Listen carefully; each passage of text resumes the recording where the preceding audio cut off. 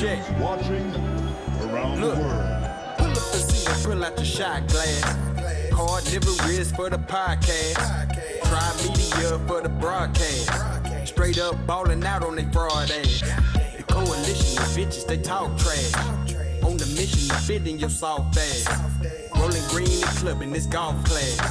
Loaded Lutz couldn't say they lost ass. The conscious community streets is all sad. Niggas be thinking they heat, they all last. Be conscious of all the sand in the hourglass. Be humble when be prepared when the power pass. Old and young niggas, we all class. Ideology different, we move the ball fast. Yeah, these chickens is out of season, we haul ass. There's a reason we undefeated, it's all fast. Pull up a seat and pull out a shot glass. Card liver wrist for the podcast. Try media for the broadcast. Straight up ballin' out on they fraud ass. Pull up a seat and pull out a shot glass. Card liver wrist for the podcast. Try media for the broadcast. Straight up ballin' out on they fraud ass.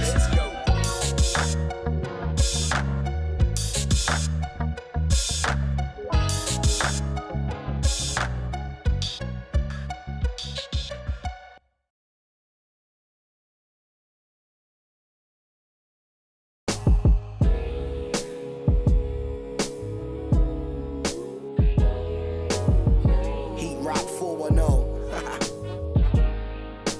What it is though. Take y'all on a journey. Notorious is glorious, victorious. Yeah, yo. I ain't asking for a friend, I need to know myself. And if you never ask, how would you know yourself? It's crazy how your parents know you more than you know yourself. Growth is good, it's important just to know your wealth. Don't let them take advantage like niggas who speak Spanish and you don't speak a lick of it. The game will make you trip a bit.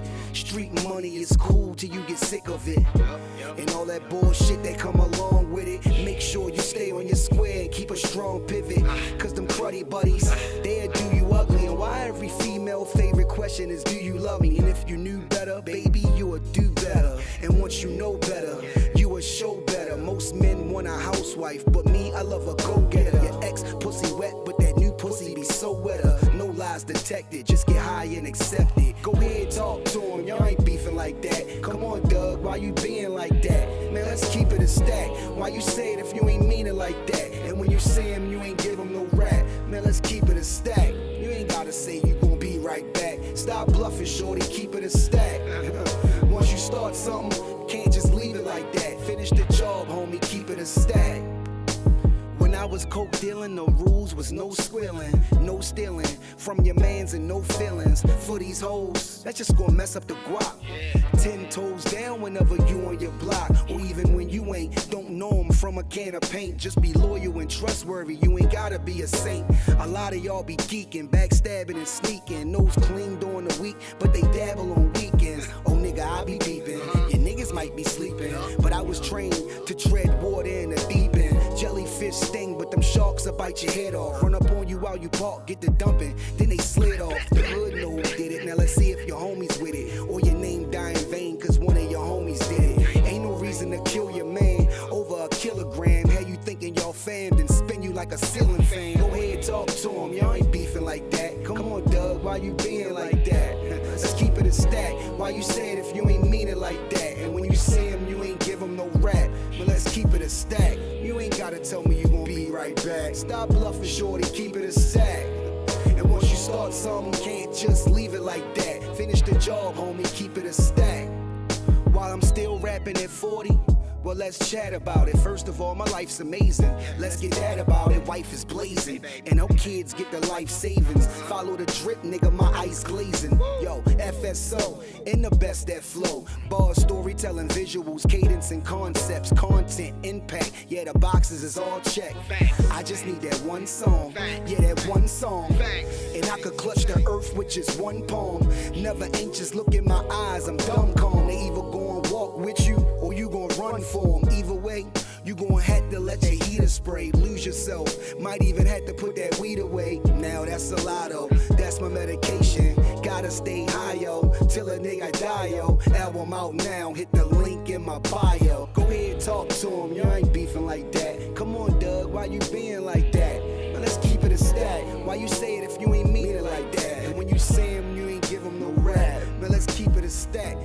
gotta tell me you gonna be right back. Stop bluffing, shorty, keep it a stack. Once you start something, can't just leave it like that. Finish the job, homie, keep it a stack.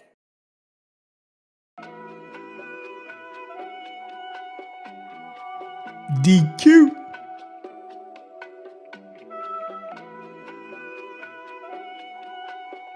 Yeah. DQ. Check. Have you ever had a dream in the daytime? Had the same dream since the playground. And you made it come true cause you stayed down. Nigga, have you ever really thought about the limelight? In a room full of stars when you shine bright. I'ma make the right move when the time right. Alright. Nigga, have you ever had a dream during the daytime? Had the same dream since the playground. And you made it come true cause you stayed down. Nigga, have you ever really thought about the limelight? In the room full of stars when you shine bright. I'ma make the right move when the time right.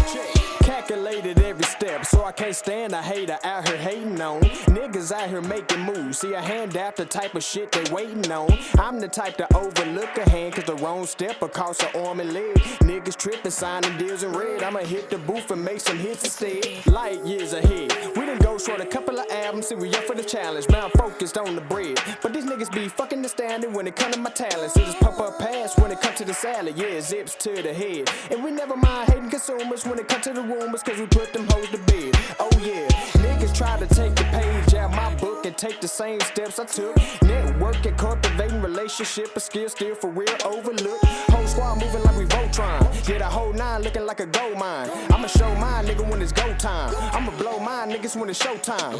Niggas try to take the page out my book and take the same steps I took. Cultivating networking relationship, a skill still for real overlooked. Squad moving like we Voltron. Yeah, the whole nine looking like a gold mine. Only show mine, nigga, when it's go time. I'ma blow mine, niggas, when it's showtime. Yes, sir.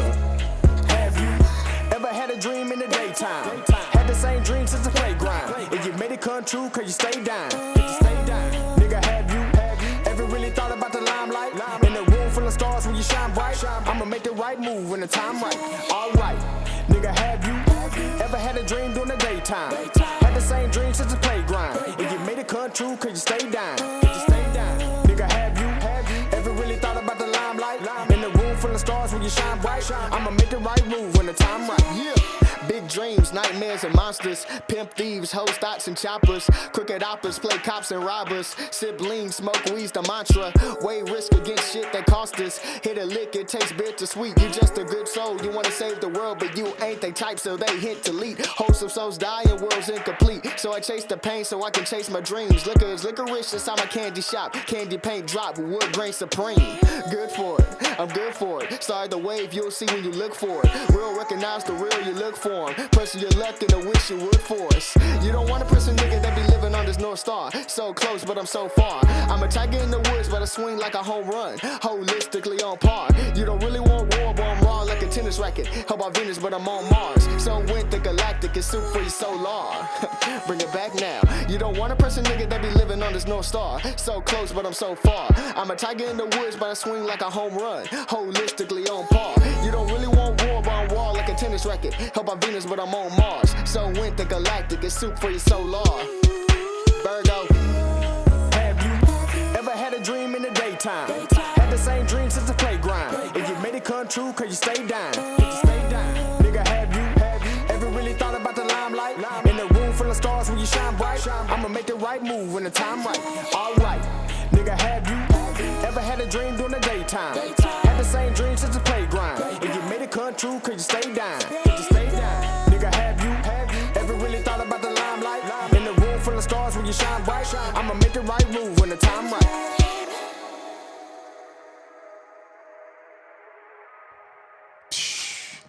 Man, always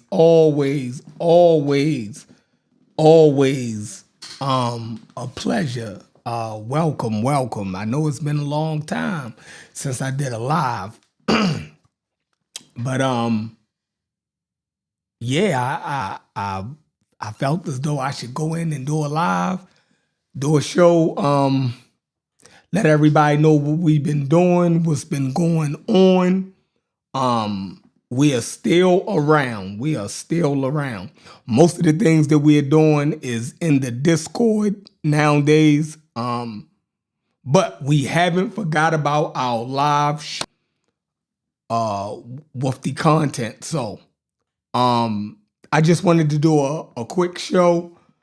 Some of the conversations that we've been having earlier, and I want to introduce a new project that I'm working on, right? I'm working on a new project that I am super excited about. So I want to move my audience over to this new project that I'm going to be working on for the rest of the year. Okay? I'm very excited. So I'm going to do an interview on this show with a brother that I'm doing this project with from here in Baltimore, right? I knew this guy damn near my whole life growing up. So, you know, to link back up with him, somebody that you always respected as a little kid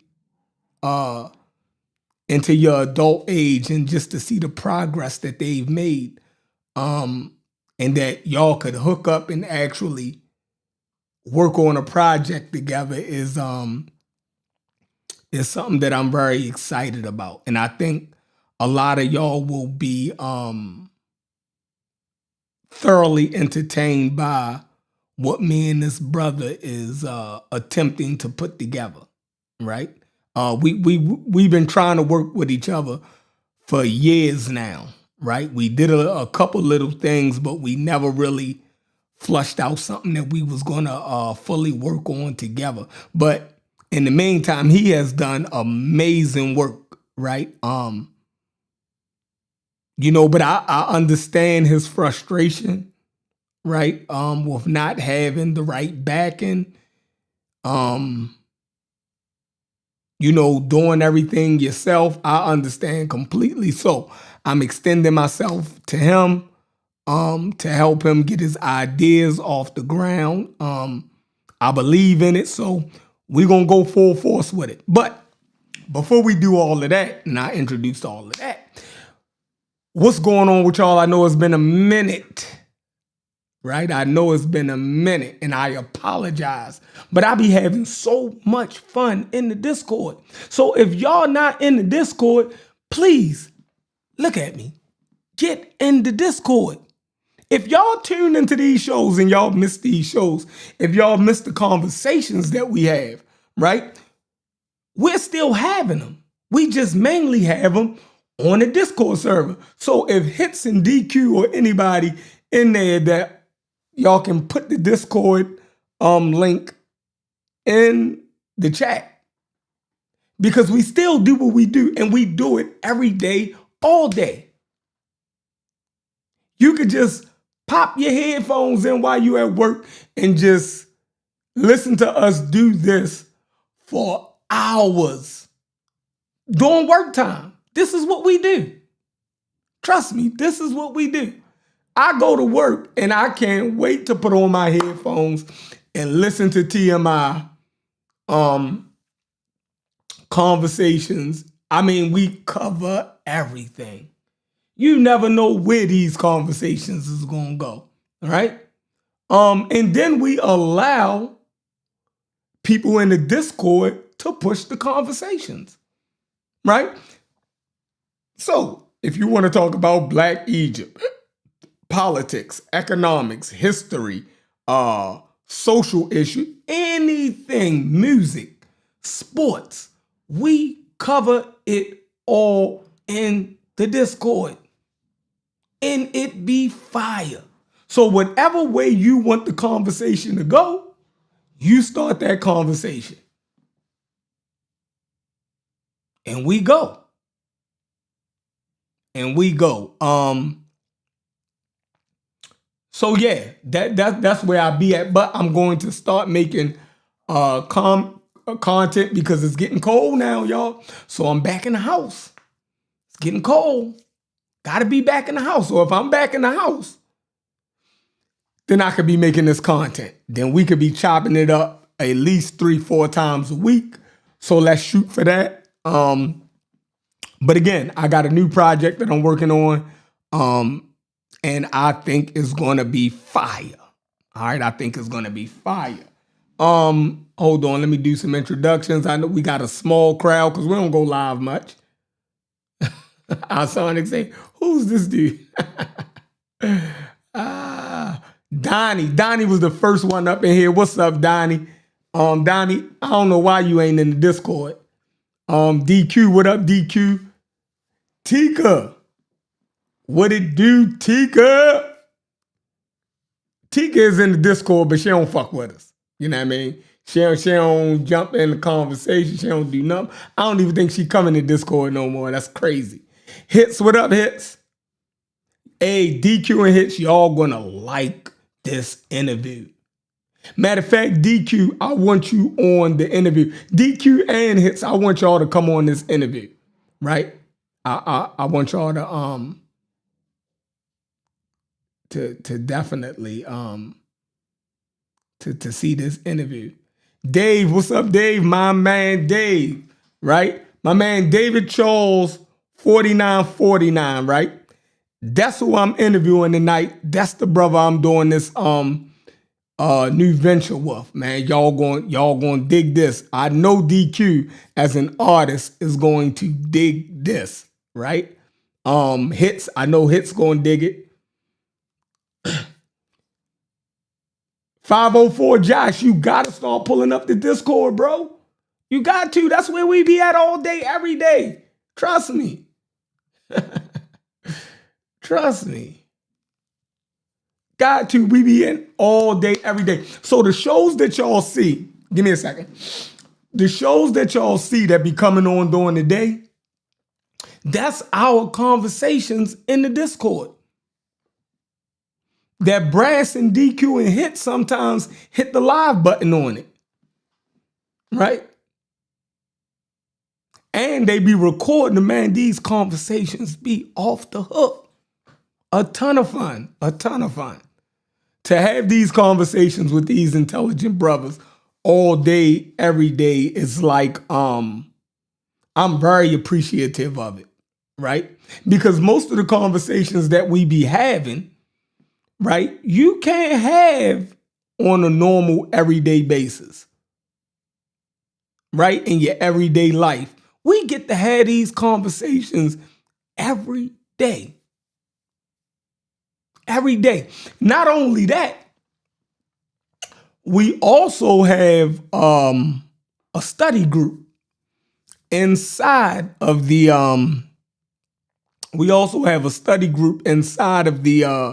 the Discord. We have the brother Mujasi, who is a licensed therapist, right? A licensed family therapist, right? He ran a 9-week course for us.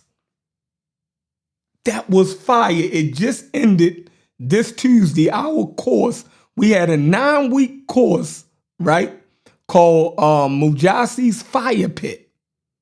And the brother ran an amazing 9-week course that we went over different material, from reading material on Black psychology all the way down to reparations.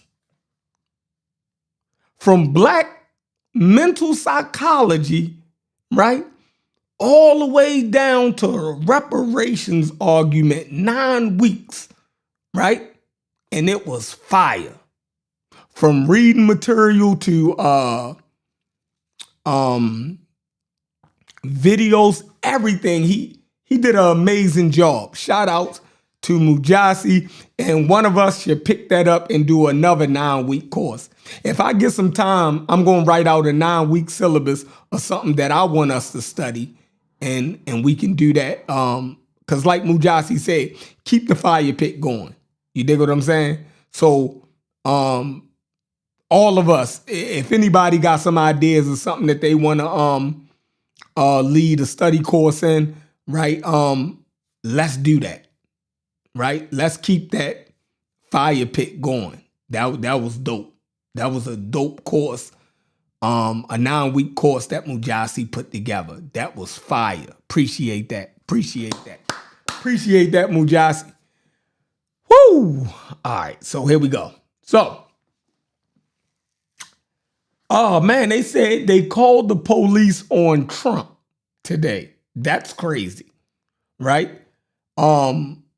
Members of Congress actually had to call the police on a sitting president. Do y'all know how crazy that is?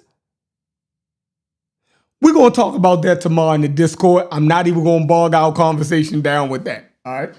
All right. Dave, I'm about to send you the link to your email. I hope you at your computer. And then we're going to bring a couple people in, but let me get this to my man, Charles, and we're going to start this.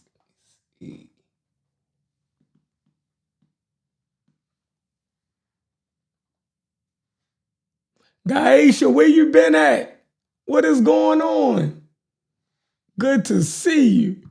You changed your name up, but I still know who you is, sister. I don't forget none of y'all.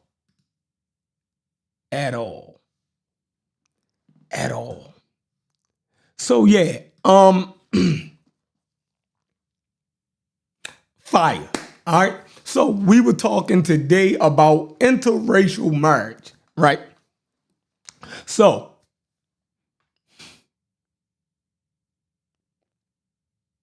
interracial marriage. Do I want to do that now?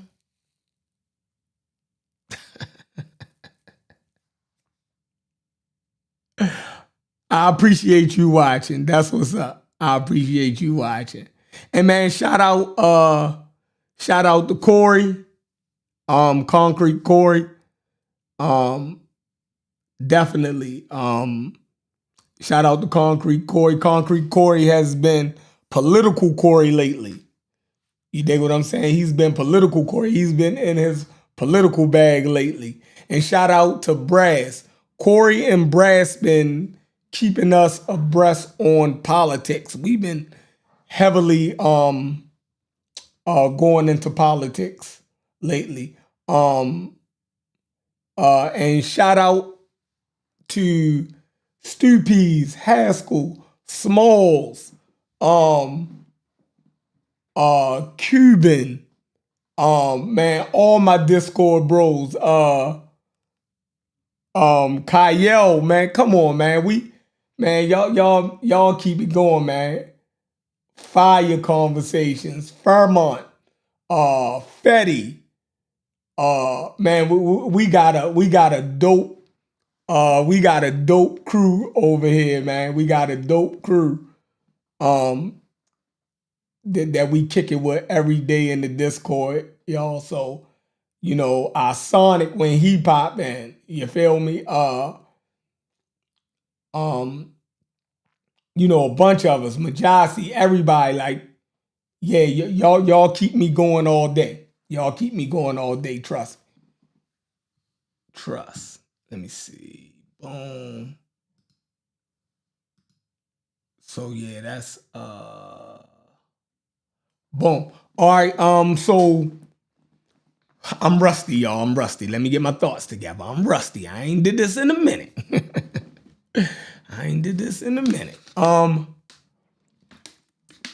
All right, so interracial marriage. I made a statement early in Discord that started the conversation. And I was saying that, what did I say, y'all? I said that when it comes to pro-black shit or, you know, dealing with black issues, I'm not saying we throw away people who are in interracial relationships. I didn't say throw them away.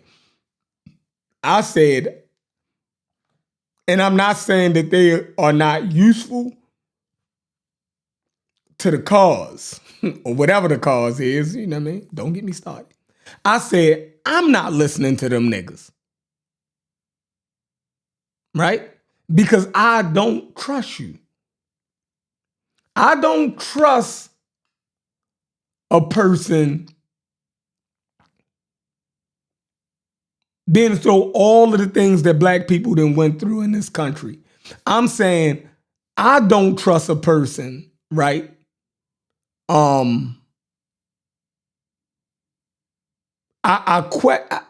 So is it I don't trust you? I don't even know how to word it, right? But I wouldn't. I don't know.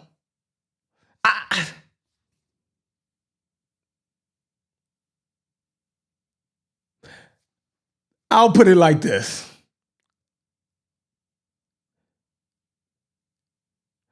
I don't know if I trust a person that is pro-black, right? And in an interracial relationship. I think that's a conflict of interest to me. You know what I mean? Personally. So that's my issue there. But we can get into that later because right now I have to introduce my guests. So let me do this first. Preview mode. Therapy. All right. Let's boom. Wow. Let's do this like this. Boom. Let me see. There we go. There we go. All right. So, Dave, what is going on, Dave? What is going on with the good brother David Charles? What's up, buddy? What's up, homie? Can you hear me? Yes, I can hear you loud and clear, loud and clear, loud and clear. All right, y'all. So I got my man David Charles, right?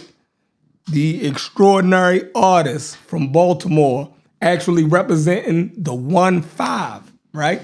Now, man Charles is working on, my man Dave is working on a project, and y'all see it at the bottom of the screen. It's called Art Therapy, right?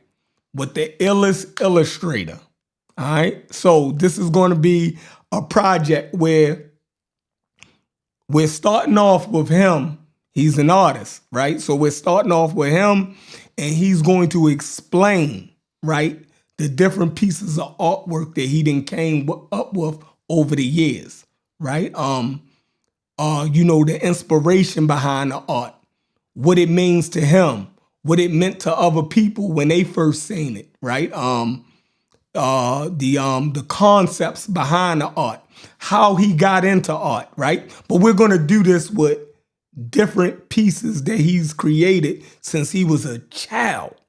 Man, this is gonna be so dope, and I'm super excited to be partnering up with Dave in this, and I'm so glad that he reached out to me to actually work on this with him, right? So without further ado, this is my man David Charles from Art Therapy, the illest illustrator.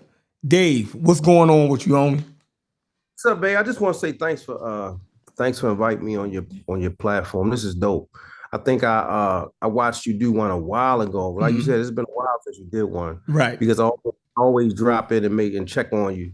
So and I know you haven't done one in a while, but it's dope to actually be on here with you, man. This is nice. It's nice and clean, and the sound is great. My man. You know, yeah, man. That's what I love, man. That was one of the things that initially I wanted to kind of partner up with you as far as like creating a media presentation so we could have some deep conversations about the artwork and so forth and so on. So I'm excited about everything as well.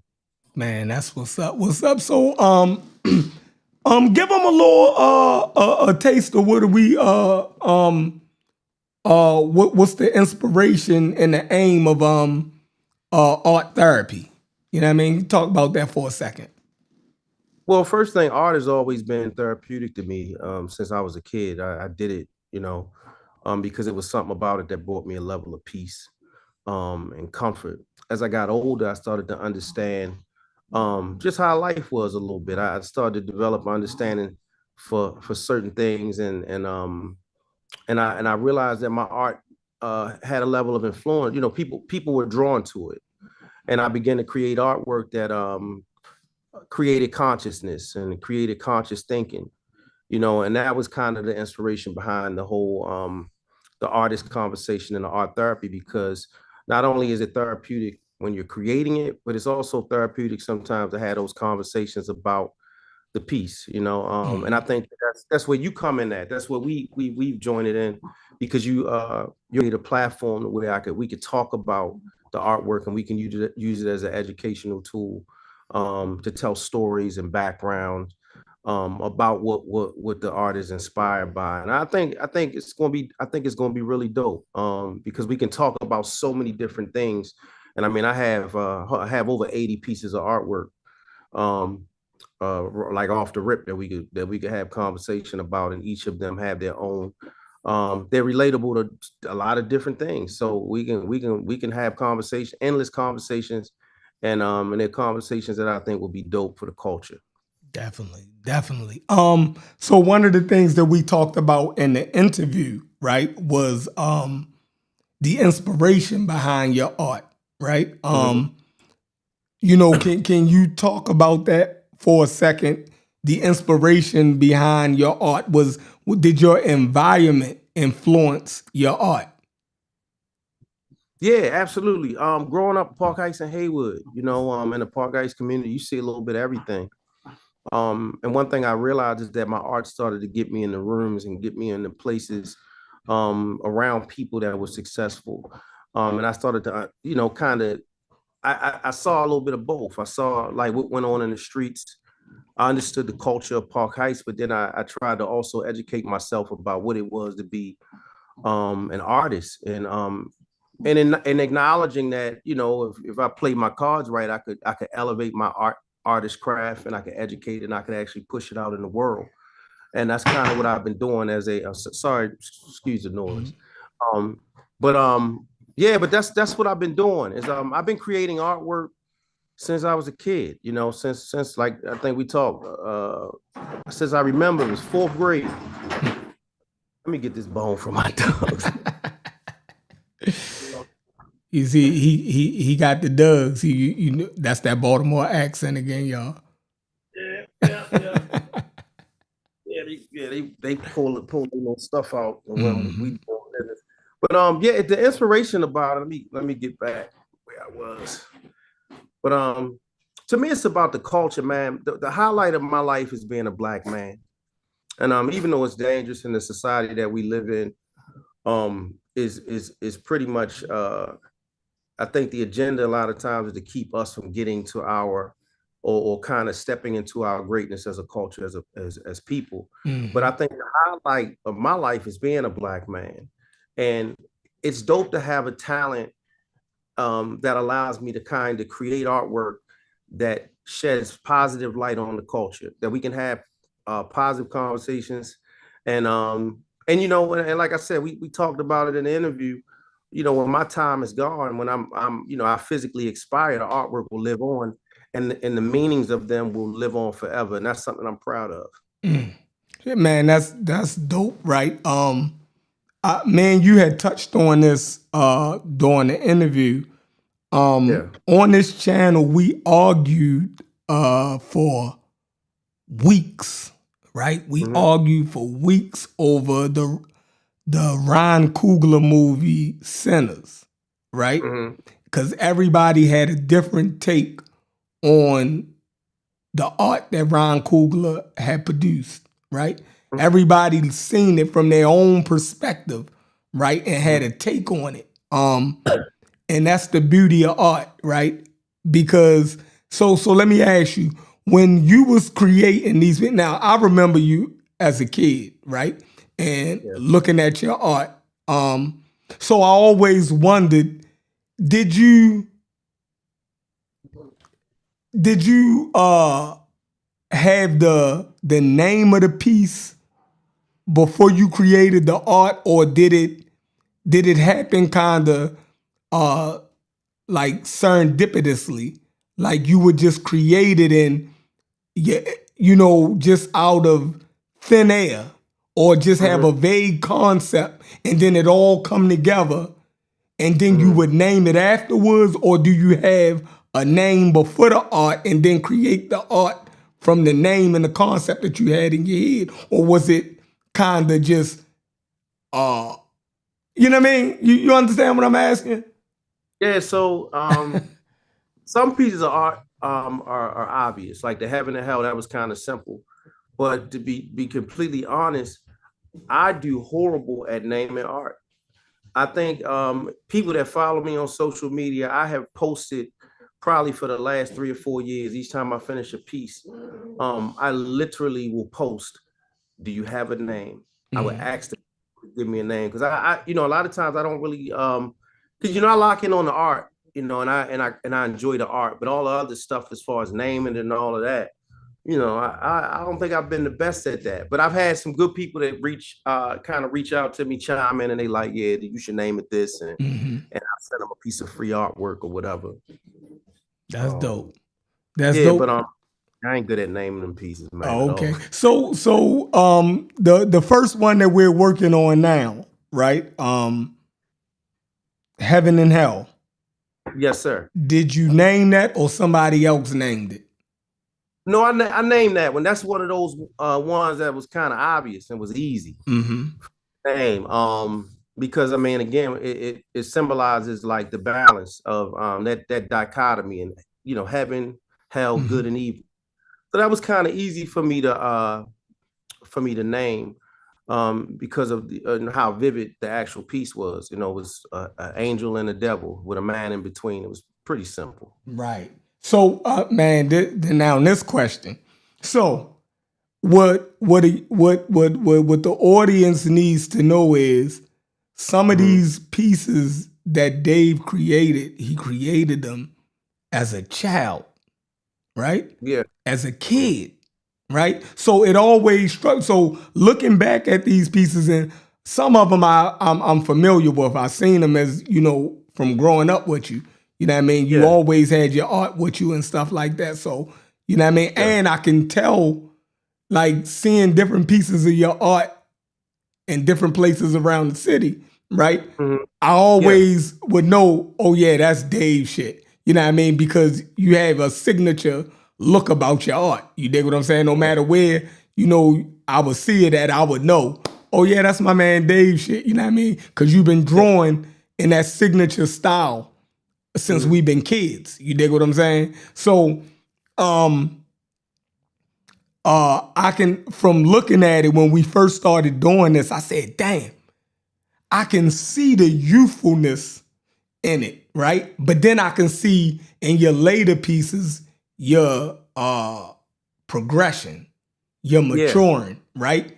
Not only in your concepts, your art concepts, but also, you know what I mean, in your style, you got better. You dig what I'm saying? Like, it's like, damn, yo, because we thought you was good as a kid. You feel me? But to see, yo kept getting better. And the fact that the pieces that you've done as a child, even though I can see the youthfulness in it, right? I can see, he wasn't where he at now. But the fact that you conceptually, you was. You understand what I'm saying? The concepts, you know what I mean? And do you think an artist sometimes can regress far-wise in concept? Right? Because I'm amazed at the concept of some of your earlier art, right? Not in, because your later art is more refined. You dig what I'm saying? But the concepts of your earlier art as a kid, bro, it's like the reverse. How did you feel me? How was your concepts so deep as a child? You dig what I'm saying? But as you got more mature in your art, I feel like the concepts is not as deep as it was when you was a kid. That's crazy. Now, to me, you know what I mean? Can you go into that for a minute? But I that's think, just my perspective. yeah, and I respect that. I think that when I was young, I was experimenting, I was figuring it out. I was, at one point in time, I was creating artwork because there were other artists around me, and it just seemed like at a certain age, everybody was creative, and I didn't really look at it or take it as it was being a talent. But then, as I explained in the interview, I got to a point where I started to realize that it had an effect on people. And then when I was in the streets, when I, growing up in Park Heights, Right. a lot of what I was seeing in the street was influencing my work. So a lot of the violent pieces and stuff, I would get criticized when I started to step out there and actually do like mainstream art shows. And when I went to I did a show in Brooklyn, New York at the Brownstone tour. And it was a grown group of people, and my work was just it reflected the streets of Baltimore. And there were, like I was explaining to you, there were a bunch of women there that really loved my work, but I had nothing that related to them. So that was a learning experience for me when I started to try to put my artwork out there. That I had to cater to all aspects of Blackness and not just the streets. Black people, we are the most amazing people on the planet, and to be able to kind of create all facets of it. I created hip hop pieces, and I started to listen to jazz, and I started to do the jazz pieces. Right. And at that art show, a few of the art shows that I did, the first major big art show that I did was at the Black Heritage Art Convention, which was at the Convention Center. It was in 2005, and that was like where all of the big artists was at, and I was just a youngster. But like I said, I had women that would come up to me and was like, "We love your work, but nothing that you create I can relate to." So then I started to understand that I had to create work that related to not just myself, but women and Right. so on. So over the years, it's just been a growing experience. And then once the art grew with me. The art was a way for me to the art was a way for me to kind of be educated as far as if I was creating something that was religious based, or if I was creating something as far as a women or whatever. A lot of times I would have to do research, because once you create it and it's out there, people can interpret it how they want. But at the same time, people call you out on stuff if it ain't on point. So I always wanted to make sure anything that I created, I did some level of research on it. So if a person questioned me about something, I could answer the question accurately and knowledgeably.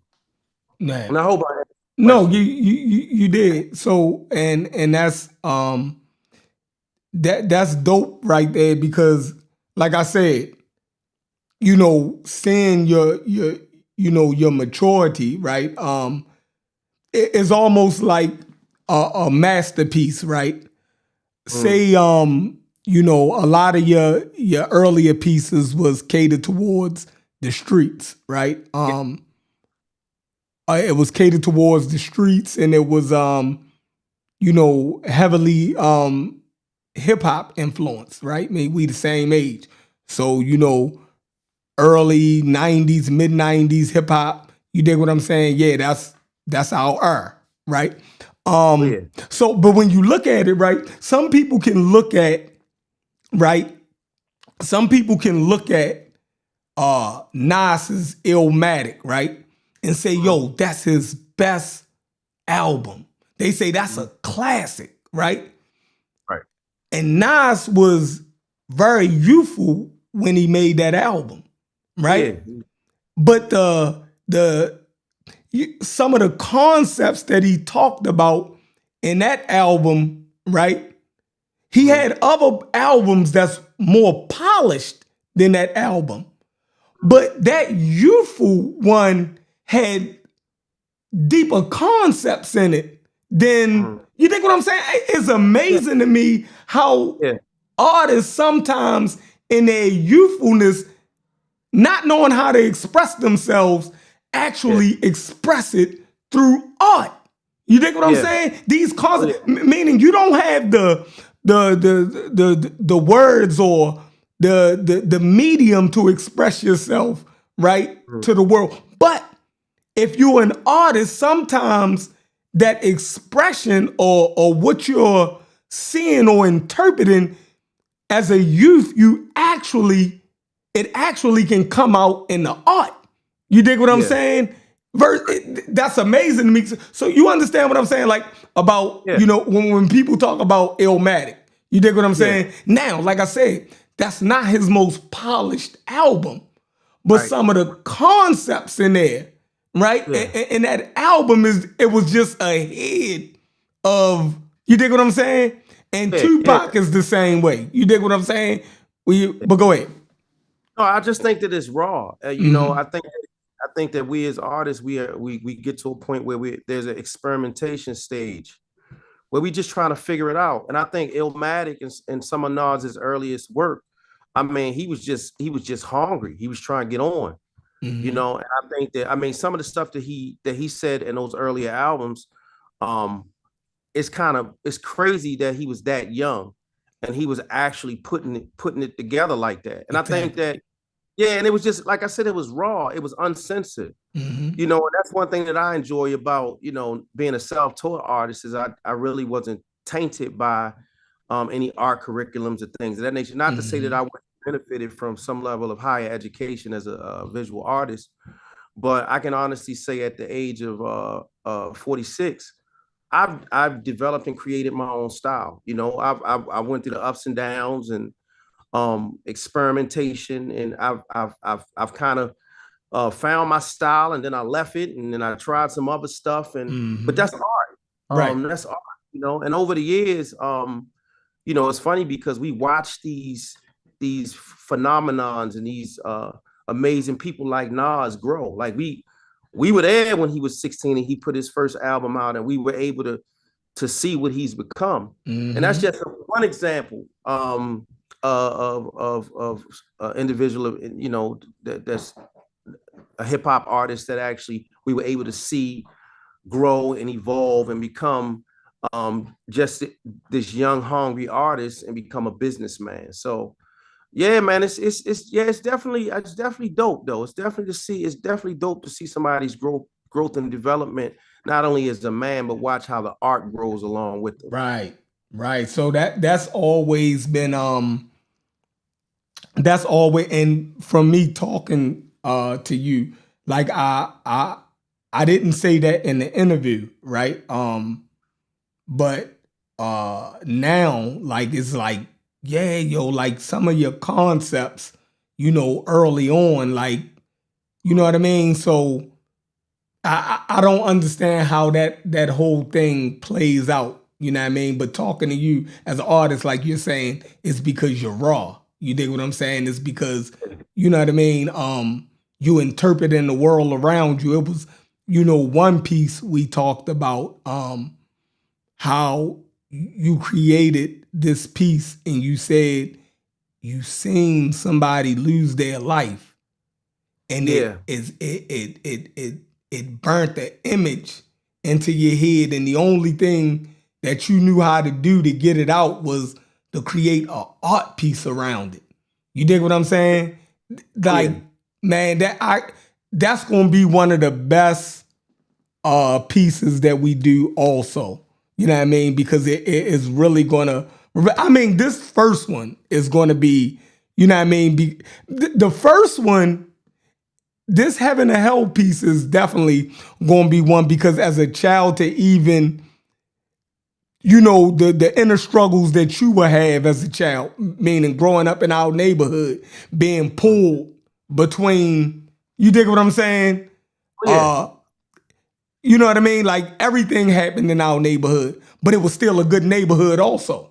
You dig what I'm saying? So you can see some of the worst shit and you can see some of the best shit. You dig what I'm saying? Like, we had black businesses, we had, you know what I mean? Everything was in our neighborhood. You had drug dealers, we had low income people, housing, you know what I mean? We had homeowners, you dig what I'm saying? Like, our neighborhood had everything in it. You dig what I'm saying? So we were actually pulled between two. You dig what I'm saying? Me and you are similar in that, in that regards. You know what I mean? Right. Being pulled between the two. Actually, stepping out there on that side, you know what I mean? But then having enough to be pulled back, you know what I mean, before things, get out of hand. Yeah. You dig what I'm saying? So, you know what I mean? Having family involved in this, you get involved a little bit, but just enough to where other people will make sure you don't go too far off the deep end. You dig what I'm saying? And I think you was able to express that in your art, you know what I mean? A lot, especially in the early pieces. You can go ahead and speak to that. I'm going to pull up this piece for everybody for a second. Go ahead. Yeah, I think, art gave me a sense of purpose, and like I said, a lot of the people that gave me my love and it gave me the confidence to keep creating artwork were the dudes around the way. The same people that you're talking about, the same people that was out on the block, the same people that was doing a robbing and ripping and running and this and that.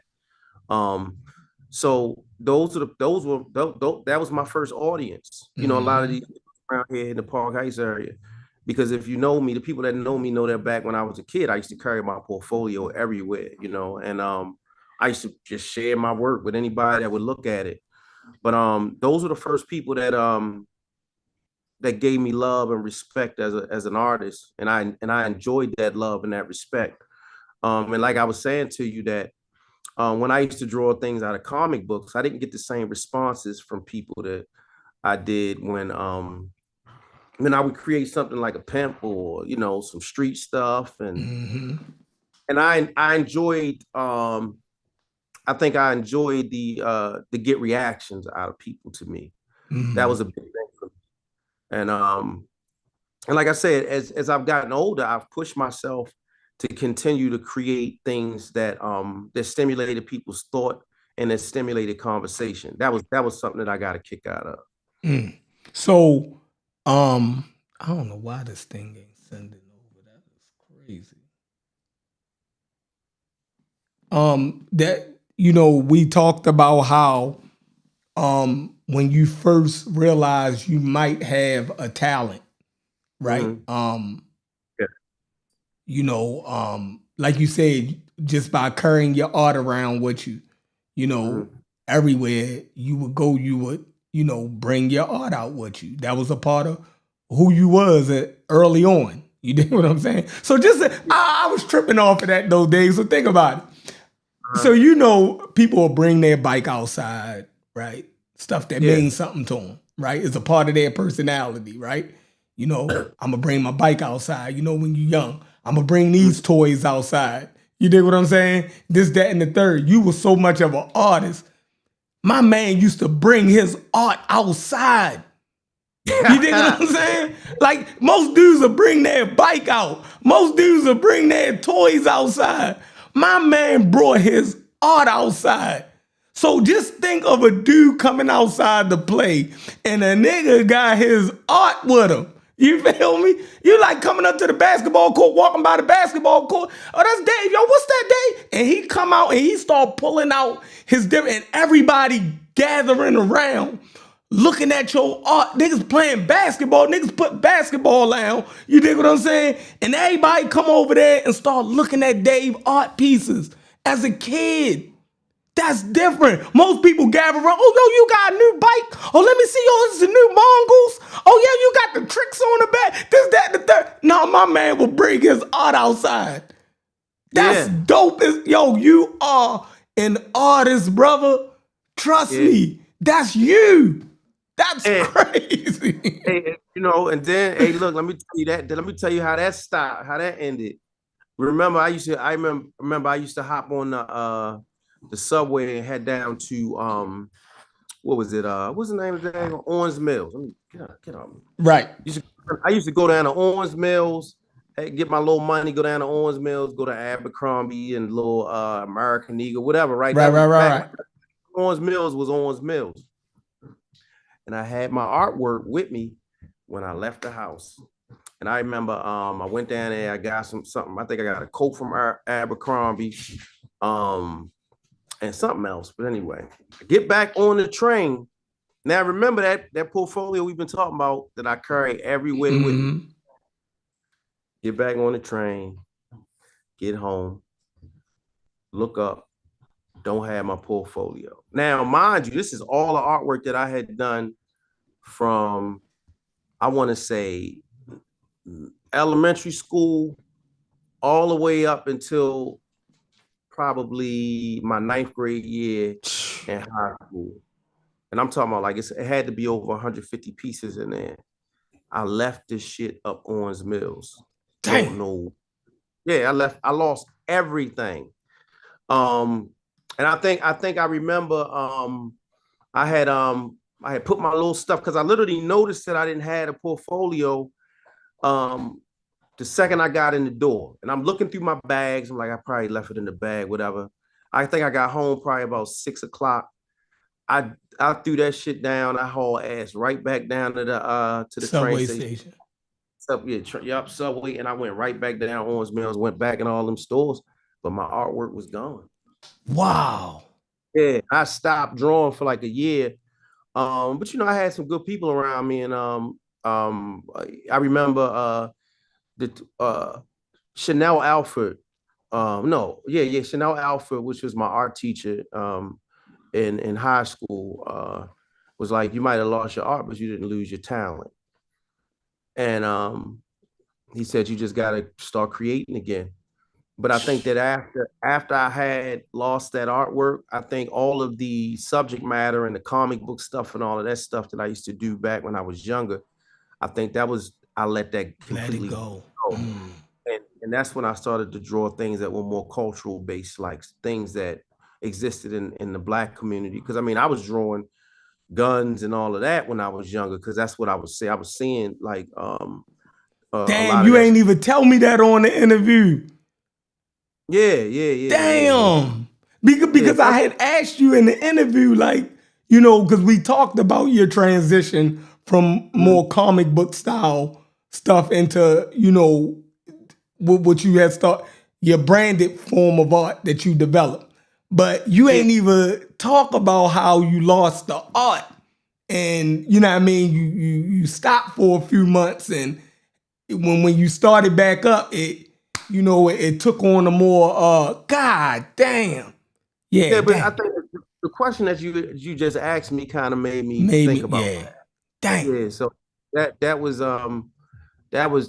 kind of like a little pivotal moment where I kind of lost all my artwork, and I went through, man, I was depressed. I was mad as hell, man. I damn near cried when because I was a kid, and everything that I had created up until that point, it was just a part of me. I mean, it was my artwork, but it was special to me. It meant something to me. Mm-hmm. And to lose it all at one time, man, I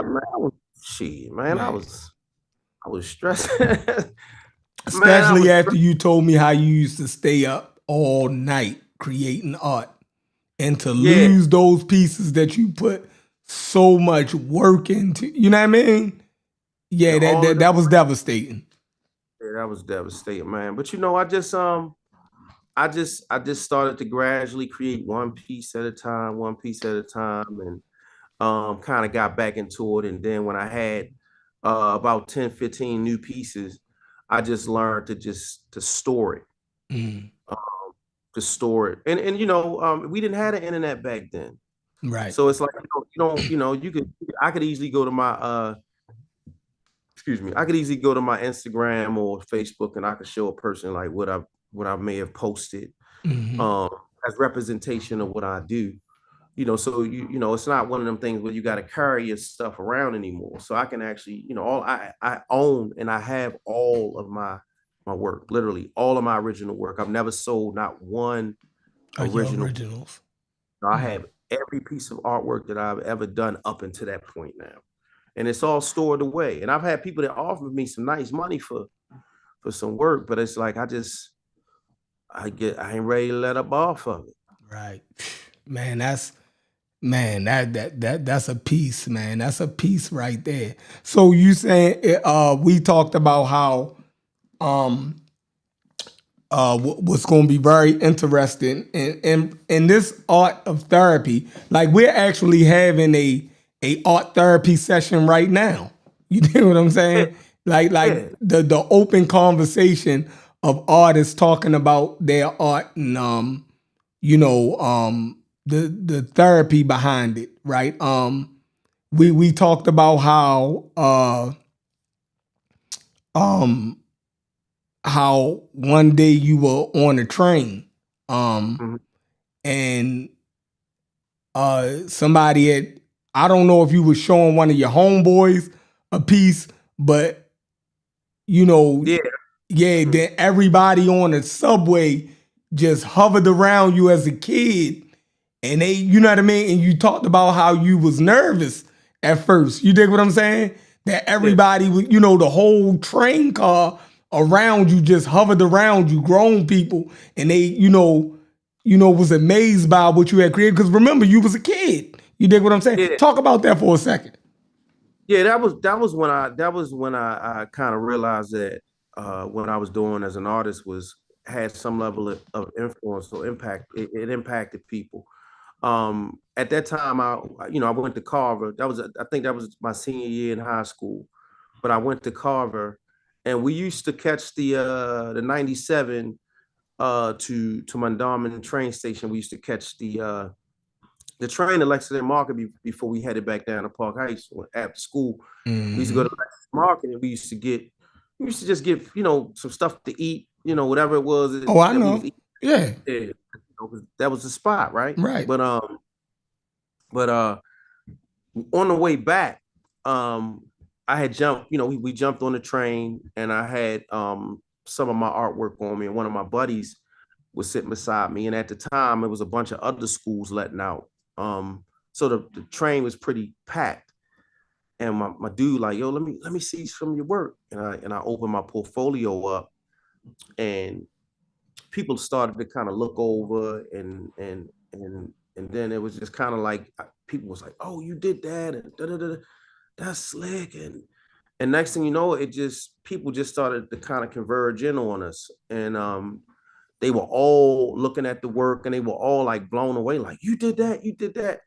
And I think that was where, for me, there was that transition from it kind of being like a hobby and something that I just did for fun. Mm-hmm. That was the moment where I feel like I was like, oh, this is a talent. Like, I'm good at this. Mm-hmm. I'm good at art. I'm good at drawing pictures or whatever. And I think that from after that, having a hell picture, I think I started to then really challenge myself to create more impactful artwork. And that's where the growth and the development comes in. When you start getting out here and doing a little of this or that, saying stuff and experiencing things, all of that stuff shows up in your work. Yeah, see, that's I can't think of the first time that you really realized as an artist that I might have a talent, right? You're used to people telling you that, but people in your hood is gonna give you. You dig what I'm saying? The people around you is gonna give you that that positive reinforcement, right? That's one thing that we don't give ourselves enough credit for in the Black community, right? Is the amount of positive reinforcement we get, right? Within our community. It's different when we got to step outside of that, right? And when we step outside of our community and we still, and the reception is good, that had to be something that, you dig what I'm saying? That had to be something for you, because I know you always got positive reinforcement, within our community. Then from your parents and everybody, then in school, going to Black schools, you got that positive reinforcement. But probably that day on that train, right, outside of your comfort zones, right? To be able to get that, that positive reinforcement, I think that probably, and the fact that you always remember that, right? And the fact that you recall that to tell that story, let me know that was very impactful, right? On you at that time. So that was dope in itself. Hell yeah. Yeah, yeah. But remember, I was there was that humbling moment where I had somebody to tell me that. Remember, I told you that that dude told me that my artwork was a product of A wickedness. wickedness. Yeah. But you were a Yeah, little bit older then. yeah, I was, but Yeah. I was still young, and I still really didn't know how to Take that. how to take it. You know, like you said, for me to be uh to always receive such praise and people always kind of showing me love and giving me a pat on the back and for being an artist.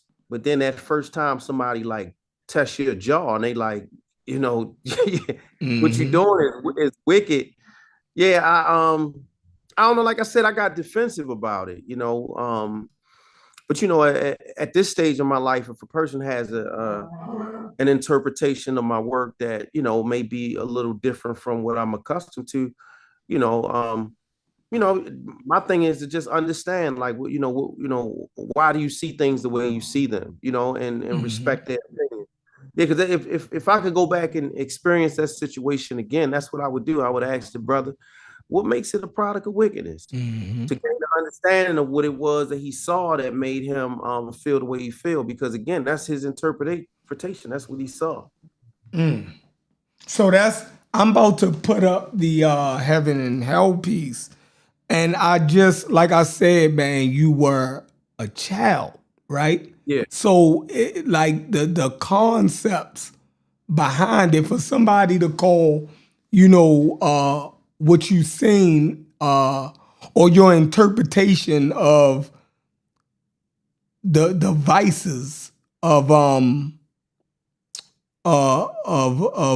how you grew up or the things in your vicinity, for them to call that wicked. Well, you was just interpreting the world that you was placed in.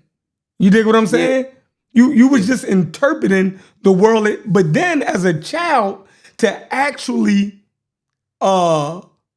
be trying to see the beauty in it also, right? That's like, you know what I mean? Man, I'm telling you, it was one piece that you had made. I think it was about a black angel. Yeah. You dig what I'm saying? Now you was making that as a child, so you could been contemplating seeing brothers lose their lives and what happens to them. You dig what I'm saying? Because and then the first piece that we talked about, right, far as wise, the heaven and hell, right, is that conflict. Like these people are set in situations where they're pulled in two different. You dig what I'm saying? Yeah. Pulled in two different ways. Is he totally evil? You dig what I'm saying?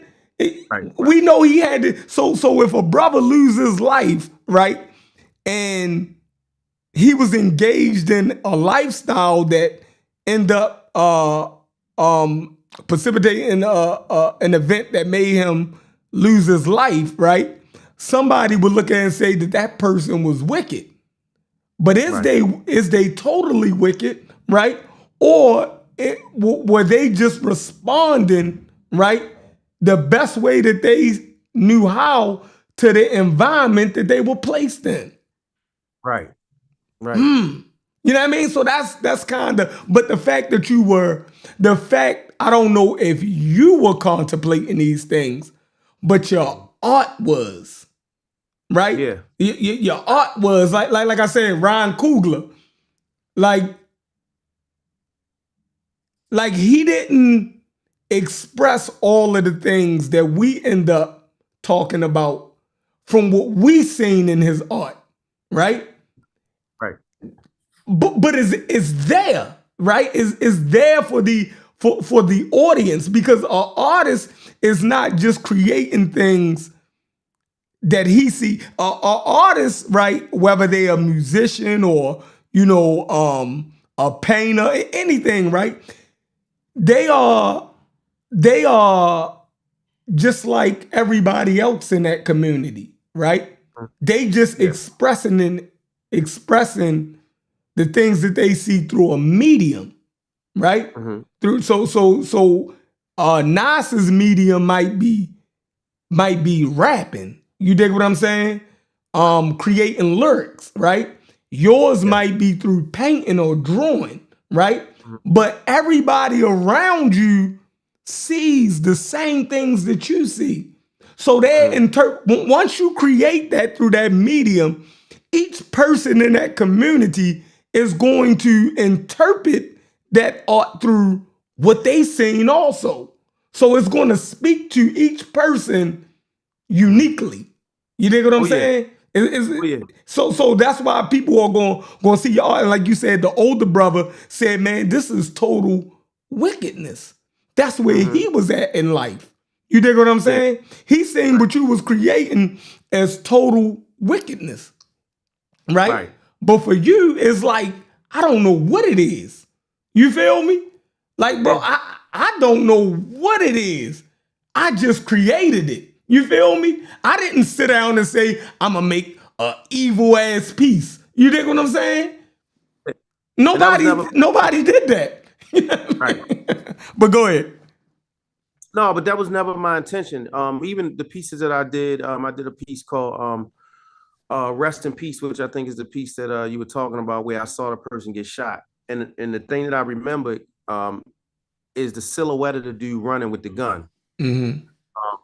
And I remember the shape of him when he was kind of fleeing up the street. And then I remember the lady that was embracing the guy that had been shot. Mm-hmm. Yeah, so that was kind of like the still image that I had was the guy running. So when I drew the picture, even though I was a kid, you could see the guy running in the back with the gun, kind of like how I envisioned him. Mm-hmm. So it was kind of like that was an outlet for me to whenever I saw things or whenever I experienced things. Lay down, my bad, bro.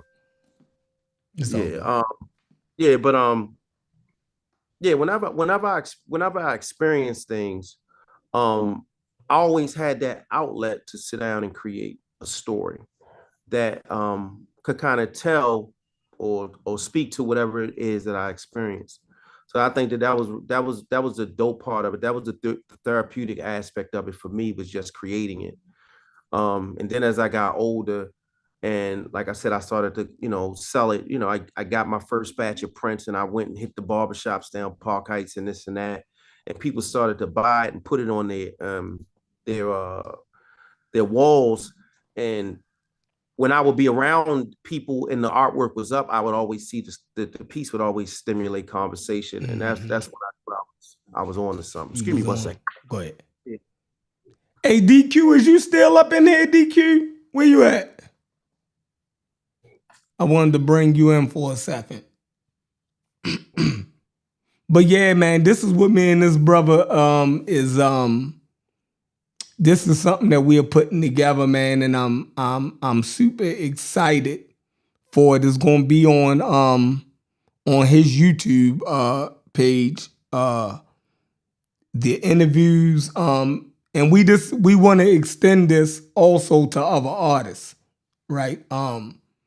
Eventually we're going to branch out and have other artists in any type of art that you're doing, right? We're going to try to do a docu-series on different artists and have y'all explain y'all art and, the therapy behind it, right? It's going to be dope. You know what I mean? It's going to be dope. It's a amazing concept, right? And we going to kill this, Dave. I really think we're gonna kill us. You dig what I'm saying? I really think. Go ahead. I think it's important for people to know that you are your own media powerhouse. I think that just getting to know you over the years and seeing the level of investments that you've made in a lot of the media, like the cameras, the microphones, like you're ready for this. So it's like you're in a position where you can create whatever, like podcasts, the whole 9 yards. Mm-hmm. And I've always been into that stuff as well, but to have someone that I trust that just had that eye and that understood, not only had the equipment, but understood the equipment. And I think that it's important for you to step out and be the guy that you're supposed to be. Not only, I mean, you're a phenomenal barber, you're a phenomenal business person, but this is something that I think you should definitely tap into and make this more, can't say you can make it a priority, but this is definitely something that I can see you really growing and blowing up in, is doing the interviews and offering a platform for artists or whoever you deem fit to be able to tell their truth. Yeah, and like I said, this is definitely a good look. And like the interview that we did, even though the interview's not out yet, I think it's gonna be dope. I think it's gonna be dope. It's something that we did and something I'm proud of. Yeah, it's definitely. I can't wait to get this to get your art out to the world, right? And the story behind it, right? Like, man, wait till y'all hear this story, man. It's crazy how we did this, right? It's crazy. It's gonna be fire.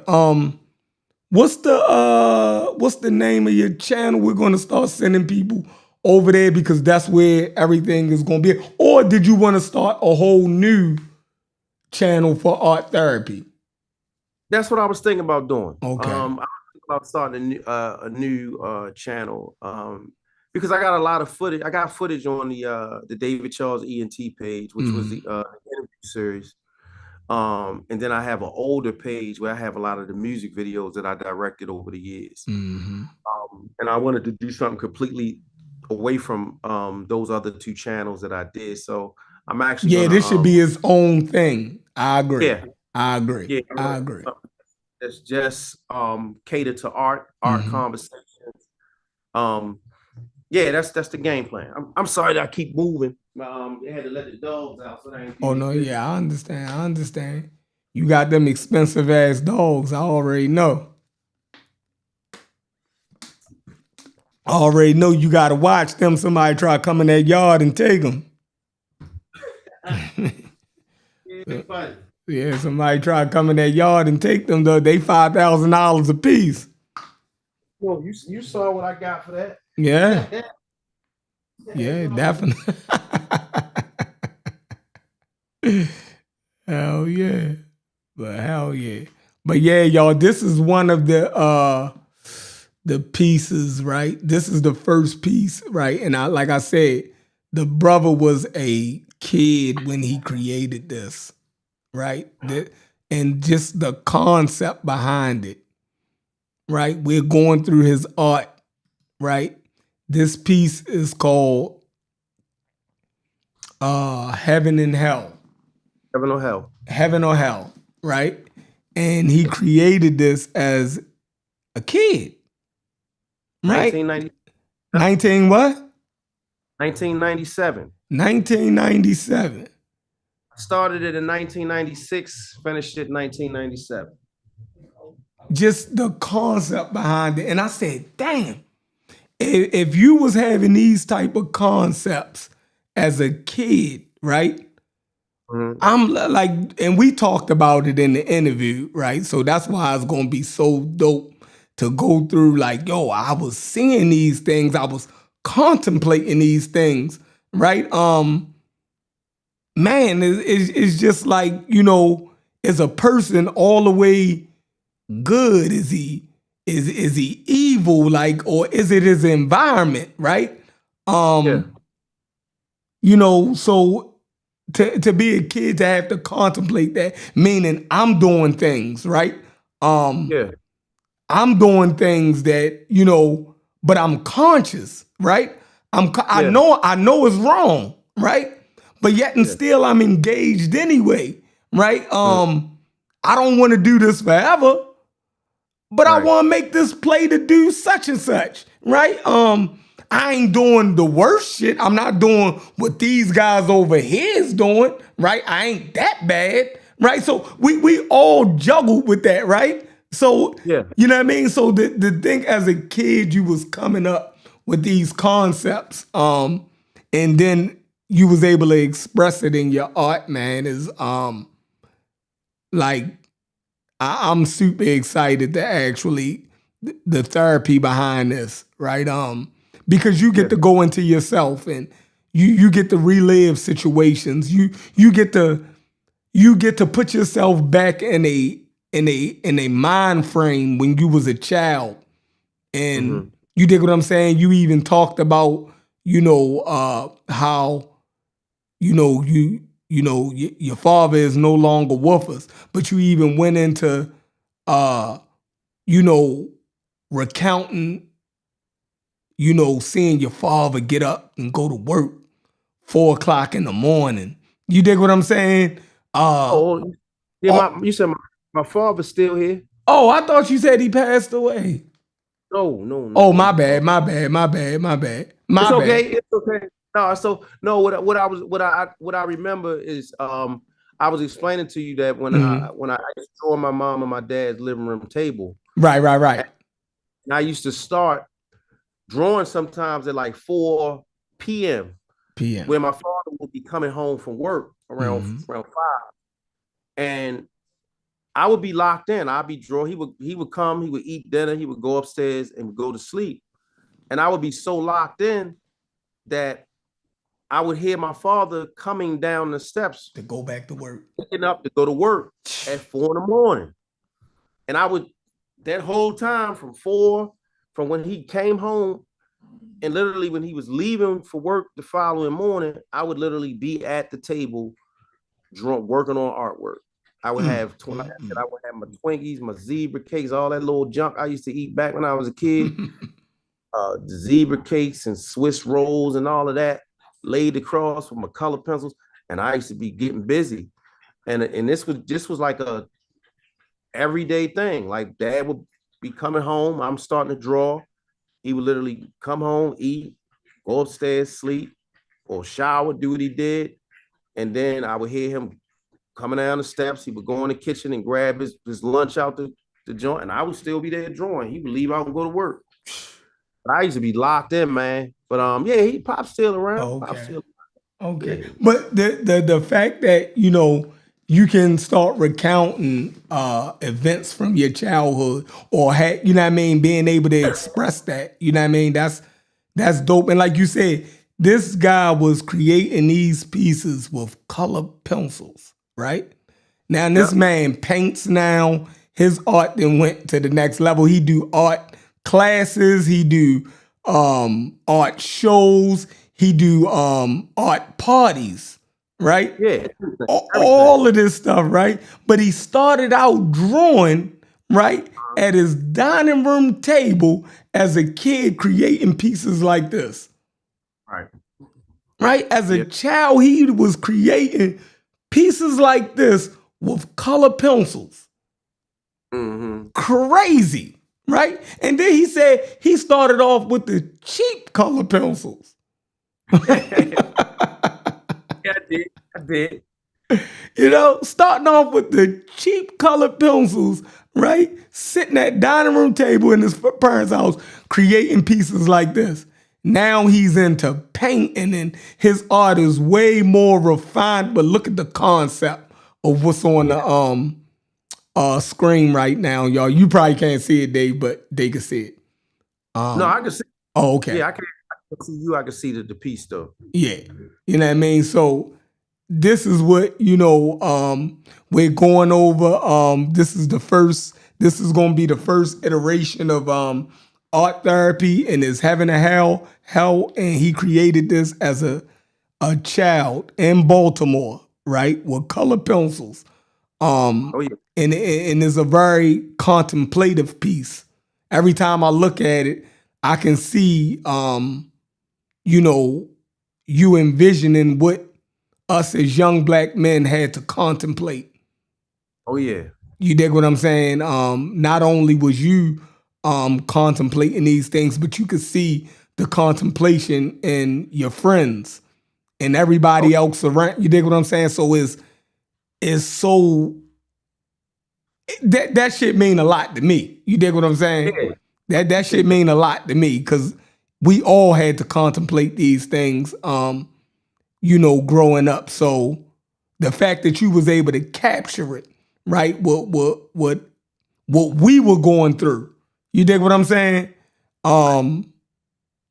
Yeah, that's dope. I can't wait to get this out. Honestly, Yeah. this. Woo. Yeah, it's gonna be fire, man. And the most important thing about it, hopefully it can stimulate some dope and positive conversations. I mean, heaven and hell, like I said, is one of the universal balances, and I think that it relates to everybody because everybody goes through some level of adversity, whether it's good or bad, you know. But I think that piece symbolizes that, and I think that piece will always stand the test of time. And it's some of the pieces I'm most proud of, even though it's 30 something years old. 30 something years old, done with color pencils, you know what I mean? In his parents' dining room. You dig what I'm saying? So, Dope Dave, I ain't gonna hold you no longer. I appreciate you coming on during this interview. So when we get the YouTube channel out, whenever you create that, let me know. We'll start funneling people over there to the channel. And I can't wait to the rollout. I'll holler at you. You start work tomorrow, right? No, I'm actually off tomorrow. I start Saturday. Okay, so I'll holler at you tomorrow. I meant to get it was something that I meant to get from you. Said you had something for me to add to the Did you take any more B-roll? Or you ain't? Yeah, and that's probably what I had to give to you. Right. It's a nice little bit of footage over here that I still have that I haven't really used. Okay, so yeah, we get that. So I'ma holler at you tomorrow because I'll be finished work early tomorrow. I'll be finished around 6:00. So if we can hook up before you hook up with your lady or whatever, you dig what I'm saying? We can hook up. You can give me the footage and we'll go from there. That's a bet, man. Thank you so much for having me, man. It was always a pleasure. My guy. Appreciate you, Dave. All right, peace. All right, Talk to you peace. soon. Yeah, y'all. So that's what we got going on, man. I can't wait for y'all to see what we got going on. You dig what I'm saying? That's what I'm working on. Art therapy with my man David Charles. I'm super excited, right? Super excited. So like I said, I pause. So I've been busy, right? Ain't like I haven't been doing nothing, y'all. You dig what I'm saying? I'm doing art therapy with a very talented brother from Baltimore, artist. I've been knowing him since I've been a kid in my neighborhood. He always been an artist, right? And we're gonna go through his earliest art pieces as a child, all the way up to his progression as an artist, and y'all gonna see how his art progressed over the years, man. It is phenomenal, right? And he never was trained. He never took art class. Like, it's crazy, right? How he was able to develop his art and, to be a featured artist but to see his earliest art pieces, right?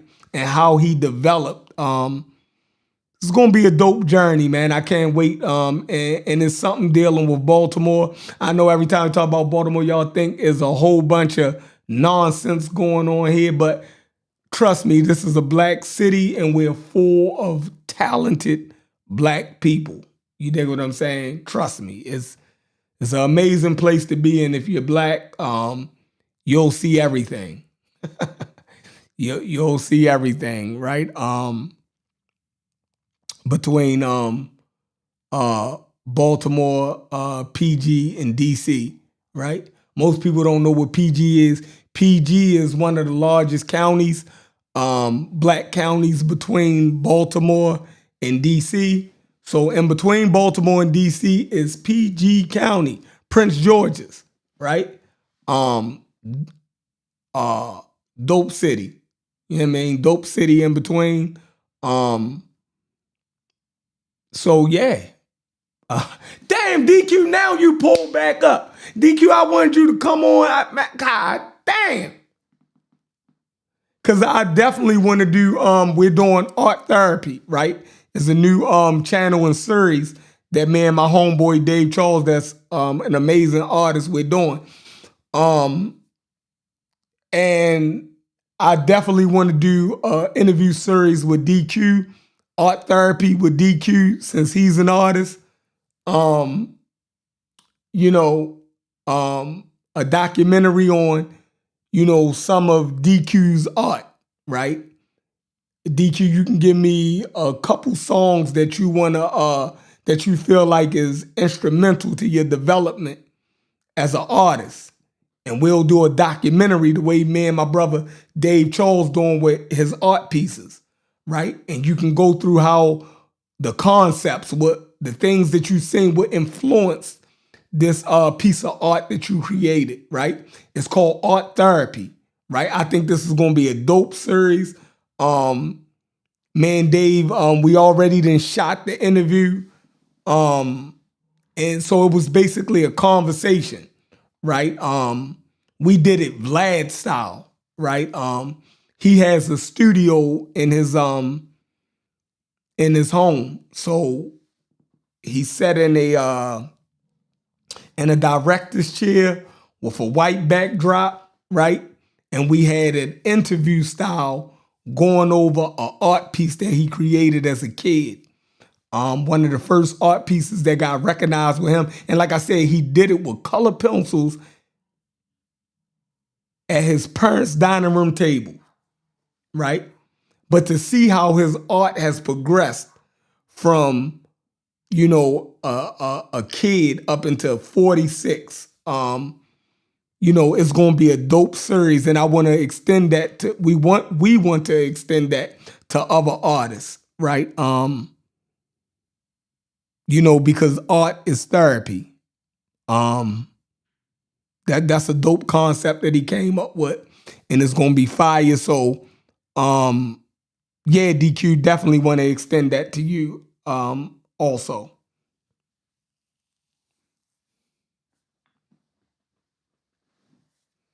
Okay. Let me pull it up. All right, let me see.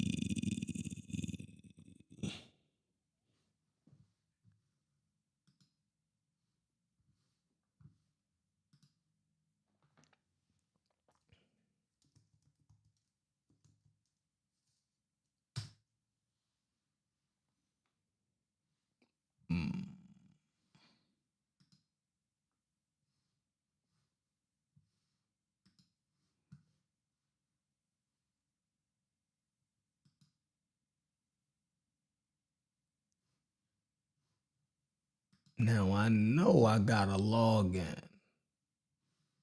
Oh, okay, I got my login right here. Boom. All right, let's see. Bandcamp. Let's do. Hold on. Preview mode. Boom. All right, so we'll do that's a screen share. We'll do Google Chrome. Boom. Okay, I still know how to work this, y'all.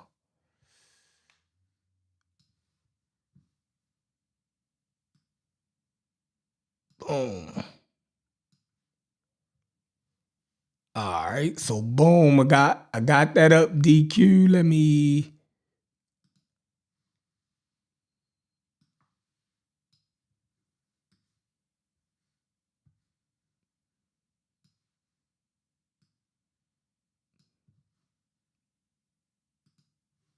All right. Publish. Back to live. All right, so what am I pulling up, DQ? Let me see. Let me go back to the messages. You said put in what? You said put in.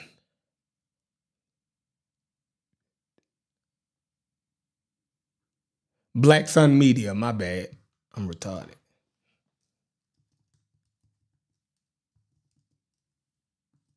Black Sun Media.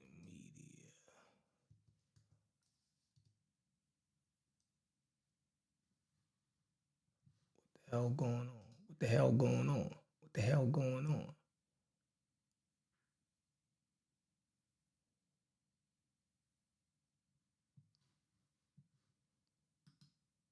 Why it ain't coming up?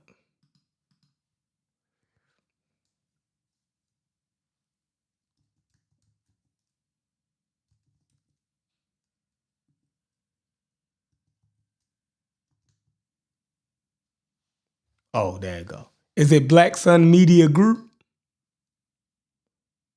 Boom. We on. All right.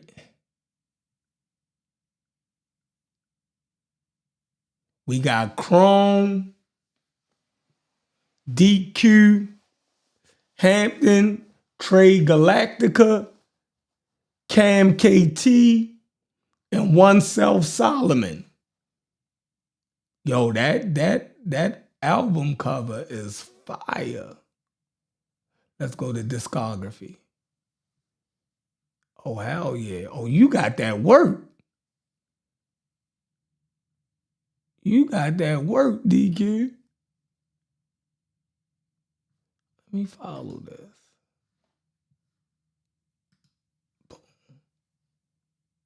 Oh, hell yeah.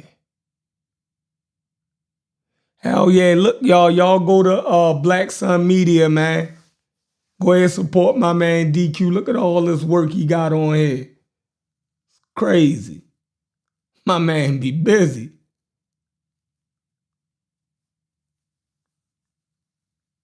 Make it or break it.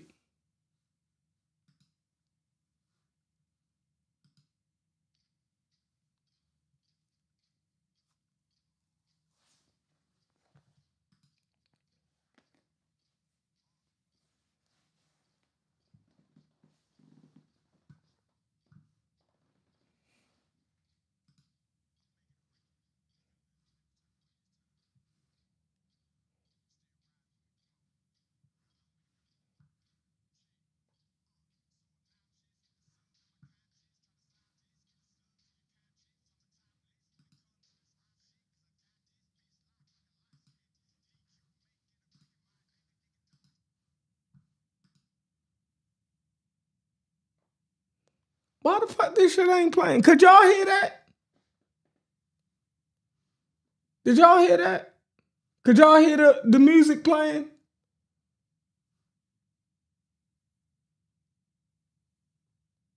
No sound. I hate this shit.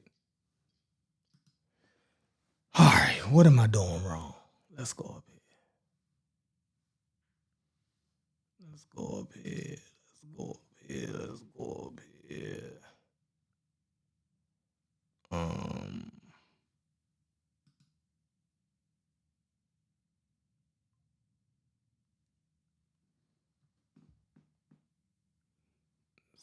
Over here. I'm about to drop the what is that? Secondary? Let's see.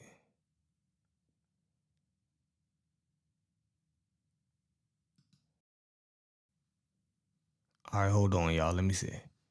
We might got action. No? No action?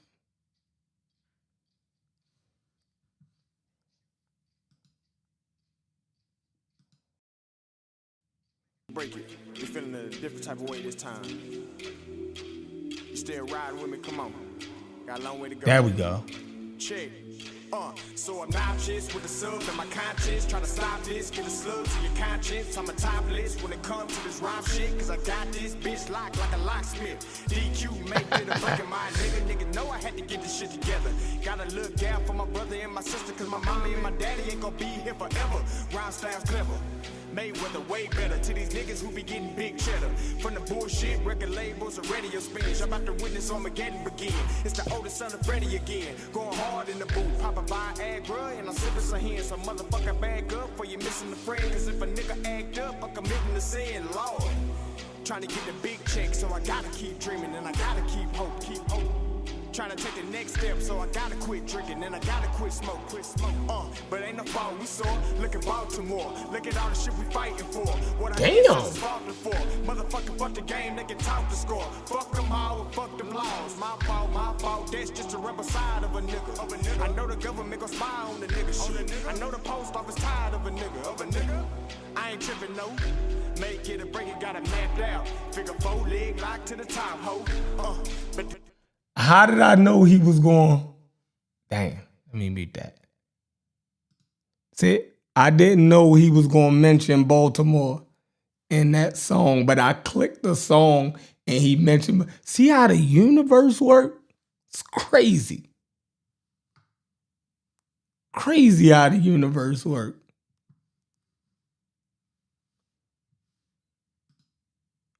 Yo, I got 1 million screens open right now. What the fuck is going on? It's crazy.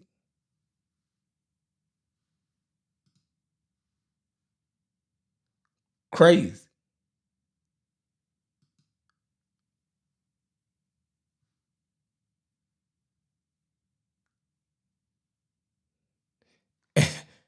Hey, Sonic, you got a bunch of art of Chief X. You made 1 million pieces of art of Chief X on that Discord. That shit funny as shit.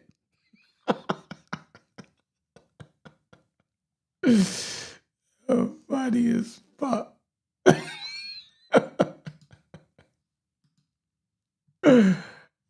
Oh, funny ass motherfuckers, yo.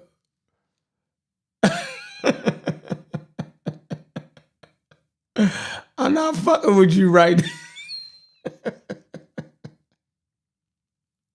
now. I'm not fucking with you right now, Sonic. You is nuts. Them East African people ain't right, y'all. I'm telling y'all. Too much Natufian. They got too much Natufian in their mandibular. So something ain't right. DQ, you ain't see the link?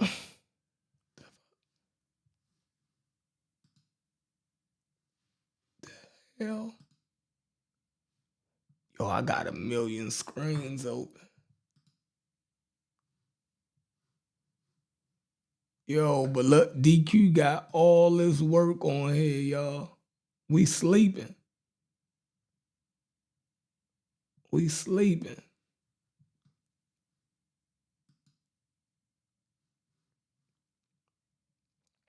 Like he got what?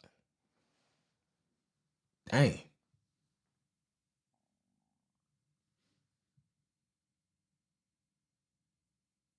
Yeah, he been working. Verbal seed.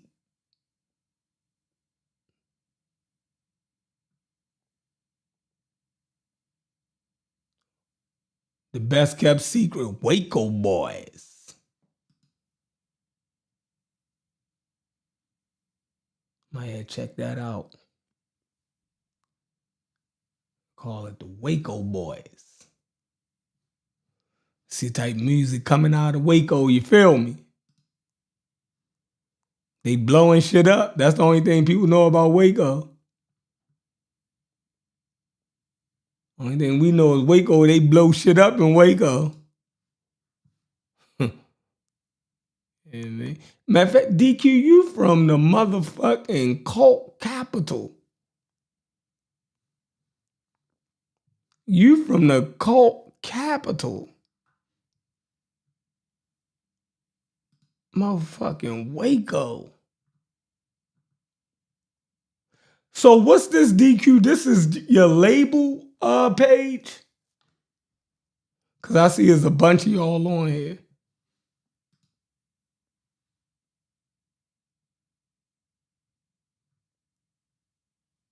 I see there's a bunch of y'all on here, so I'm thinking this your label page.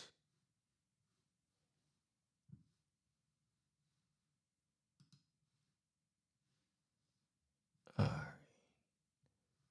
I don't know where DQ at, y'all.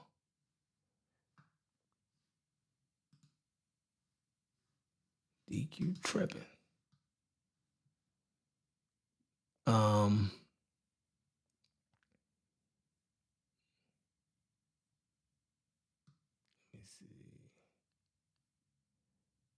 Black Sun Media, y'all go check that out on Bandcamp. If y'all don't have a subscription to Bandcamp, y'all tripping. Oh, you're in the back. All right, let me let you up. Let me let you up right now. Let me see. I got a million screens open, man. This is crazy. Hold on. Mode.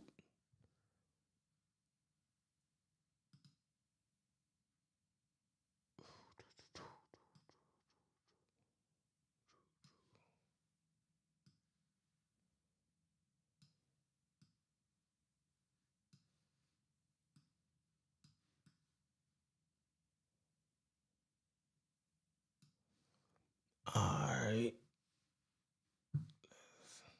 Duplicate that.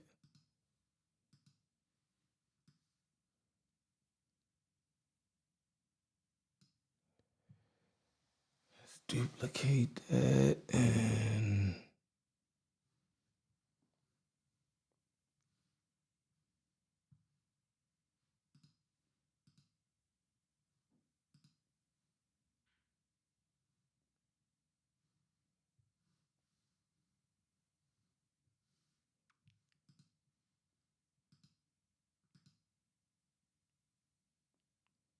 what?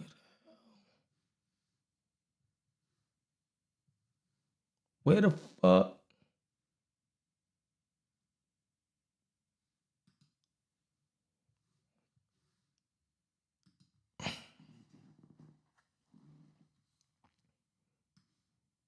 Give me a second, y'all. I'm having issues.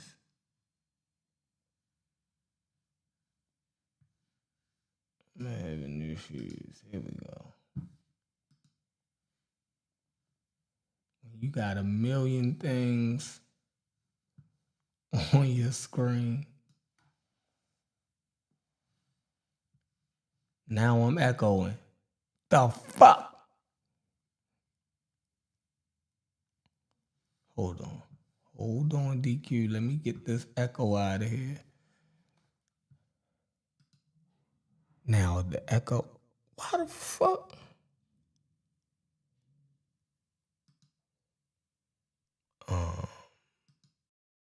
Is the echo still here?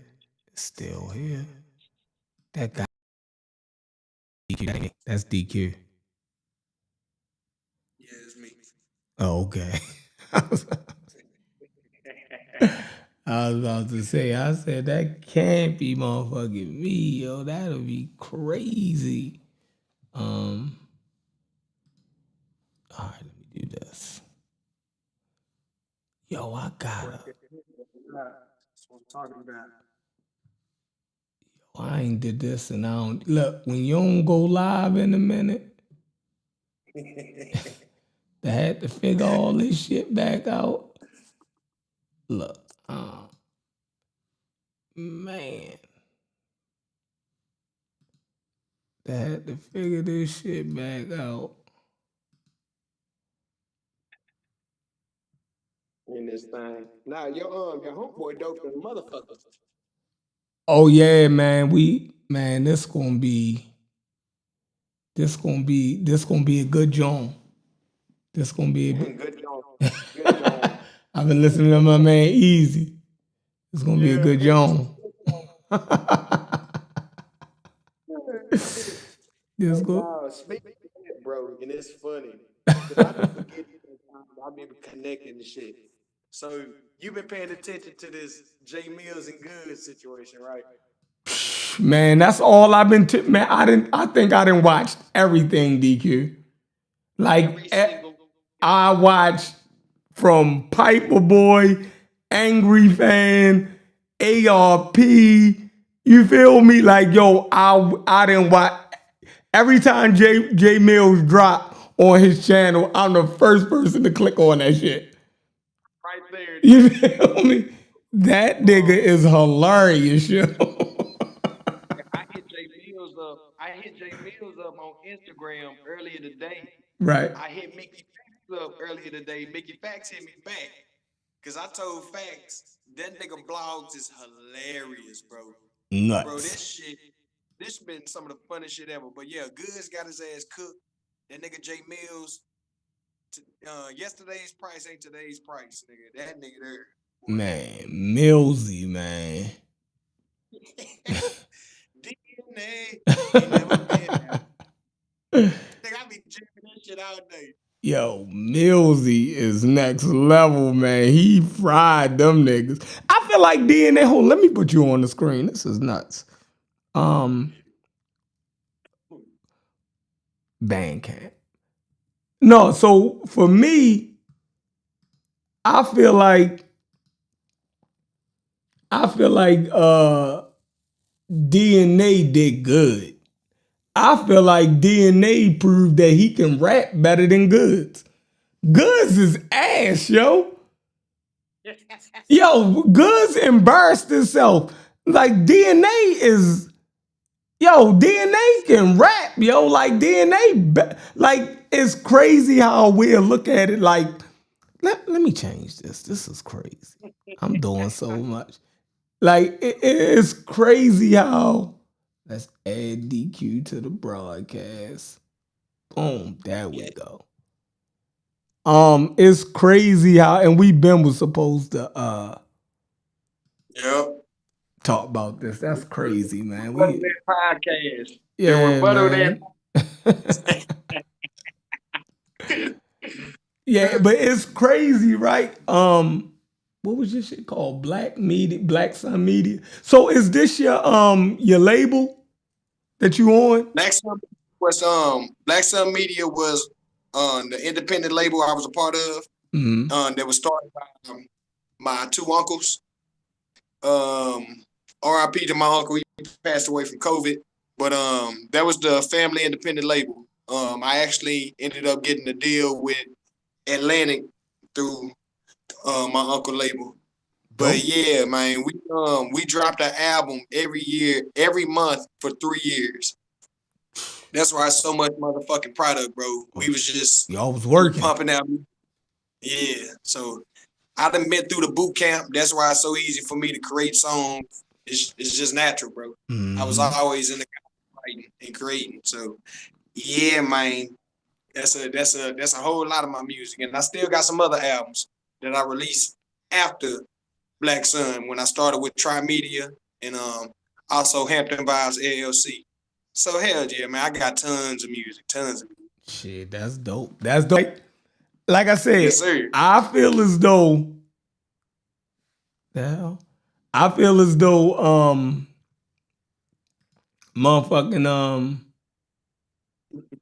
like DNA proved that he better than Goods.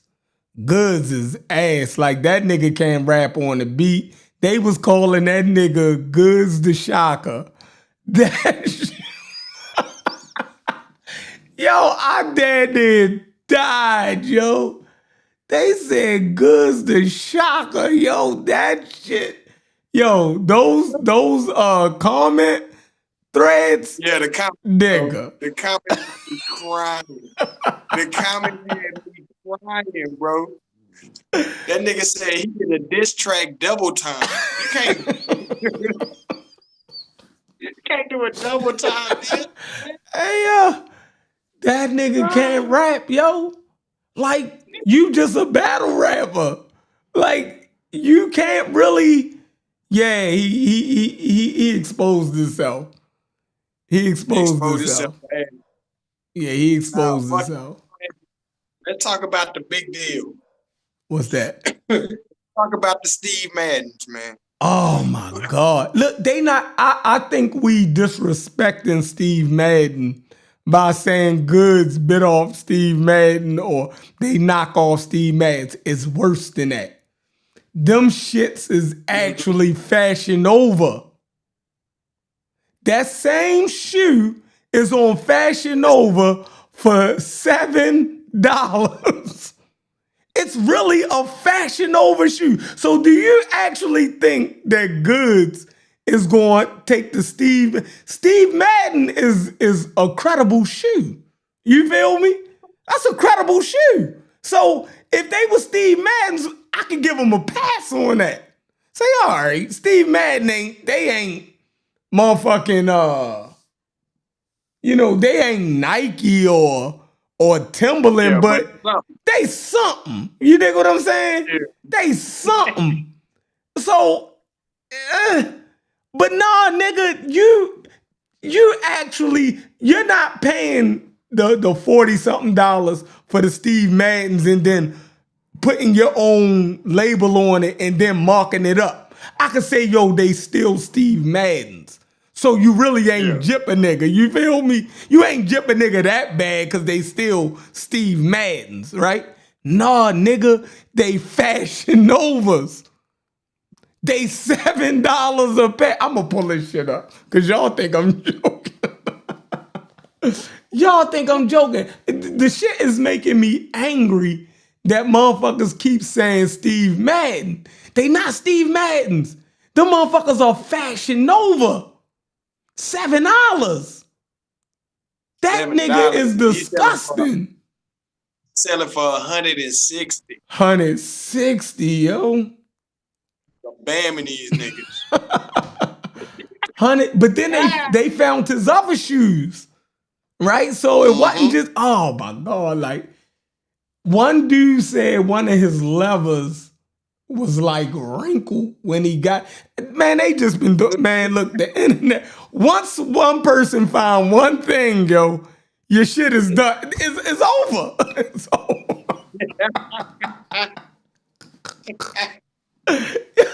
He got to shut that whole website down at this point.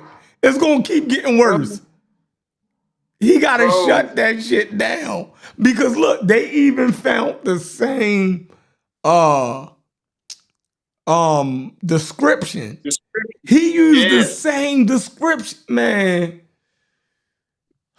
This is what I mean by sometimes watch who the fuck you mess with, bro. Yeah. Watch who you play with, bro. Yeah. That nigga ended your whole Christmas. That nigga whole Christmas ended. Yeah, this a bad joint. This nigga Jay Mills is about to start off 2026 with a fat ass YouTube check. Yes, sir. With a whole lot of battle leads calling him. Mm-hmm. He got eyes on him like a motherfucker. That nigga Instagram is jumping. Man, that nigga Mills about to go into 2026 smiling. Man, look, I'm going to say some shit on here that I'm sure they already done thought about, right? I'm sure they already done thought about, yo, he got the opportunity to start his own league. Right now. Far-wise, putting that shit on wax, though. You dig what I'm saying? When niggas battling on, he can start through his channel, niggas can go and battle song for song. That's a whole new genre. You dig what I'm saying? He got that shit on Smash. He got that shit on lock, yo, man. Hey, Chef, I'm in rap mode. You just made me think of some shit. Easy need to think of this shit. A whole new genre. You know y'all say Jones? Jones. Genre. A whole new genre. That's a good genre. That's a good genre. That's a good genre.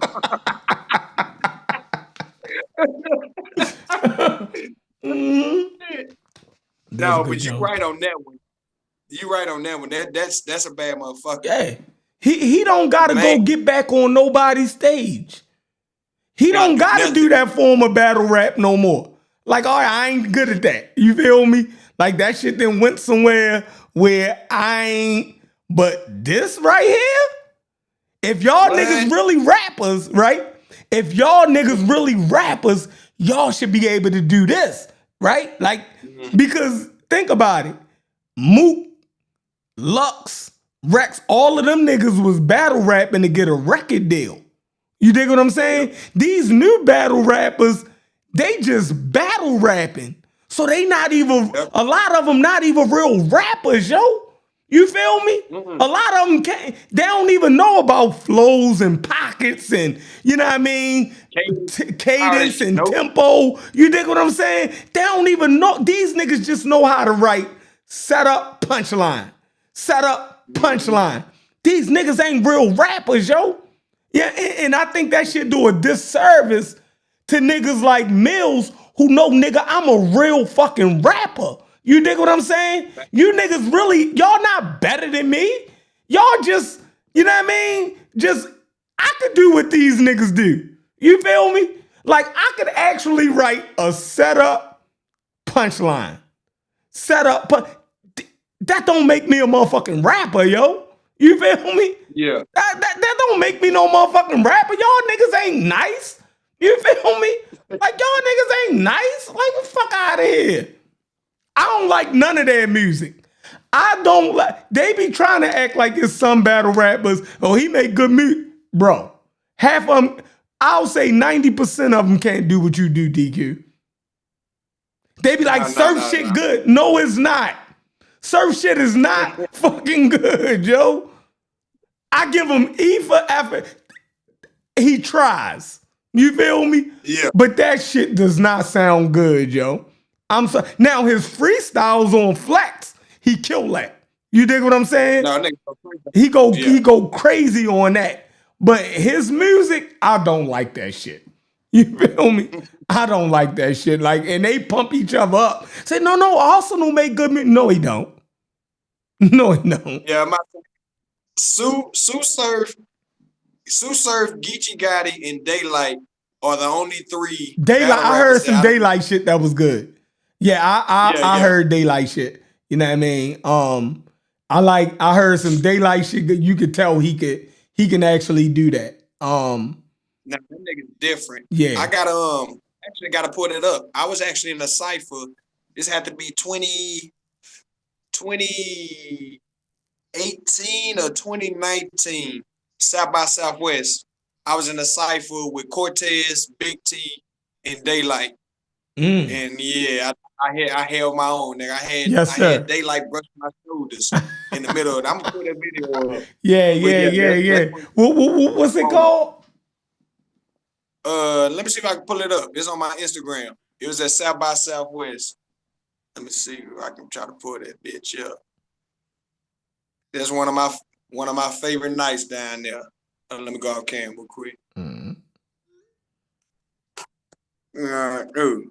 But yeah, nigga, you gonna make me hit Mills with that idea. Yo, like, that's it. I'm like, yo, he got a whole new wave, yo.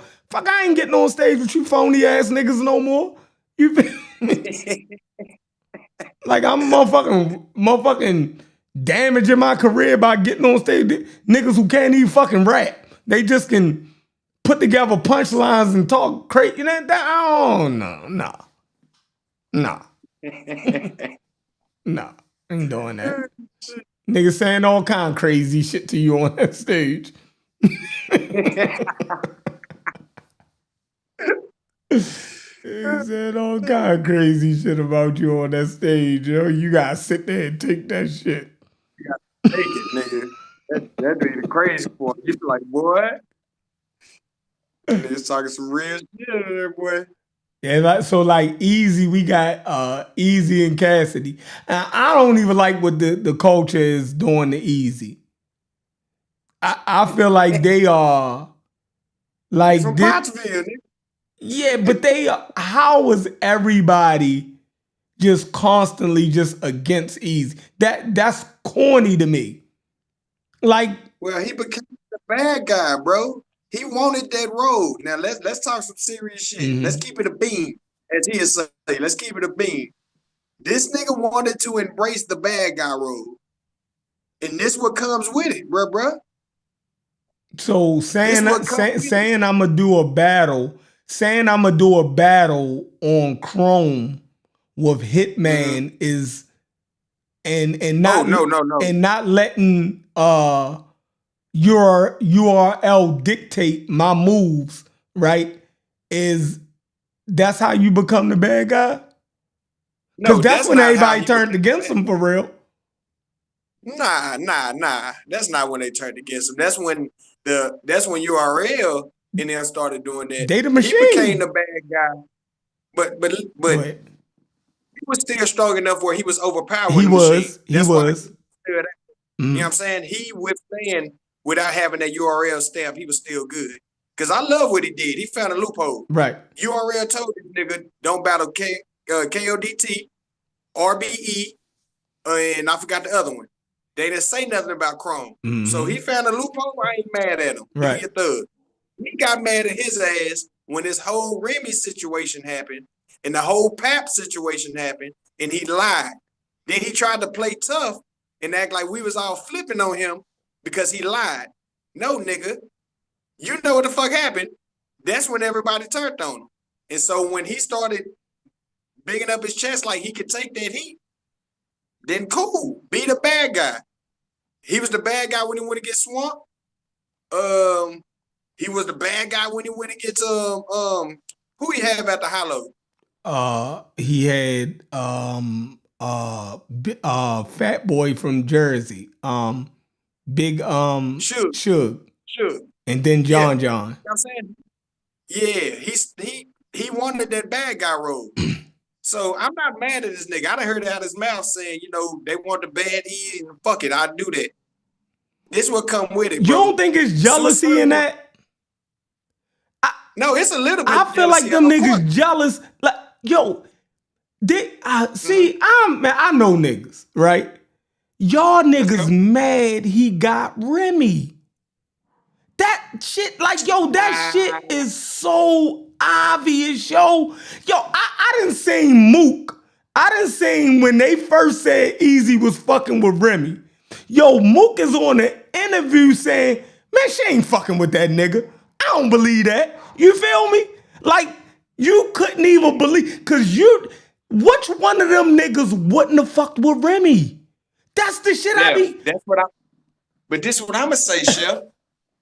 Remy's a jump off, bro. She used to run with Gloria Velez and them back in the day, bro. She's a jump off. No, I'm saying in that culture, I'm saying which one of them niggas who got all this shit to say wouldn't have fucked with Remy? Who wouldn't have did that?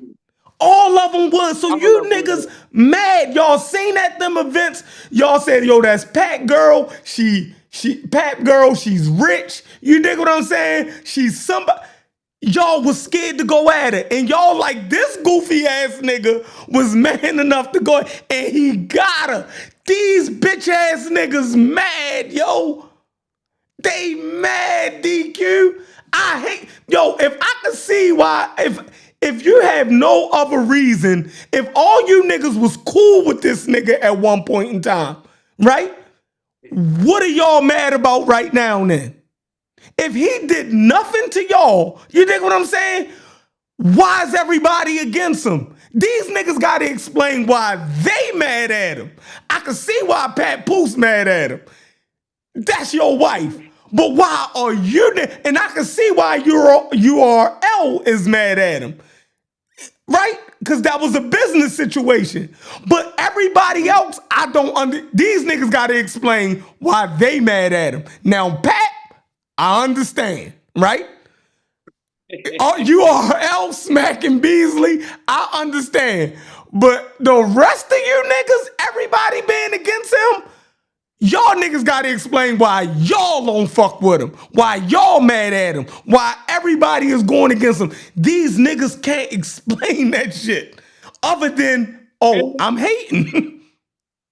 Philly got a reason. Right now, hearing the inner talkings between the Philly shit, listening to Reed Dollars' most recent interview, Philly got a reason to be have a little quarrel with him. You know what I'm saying? Okay.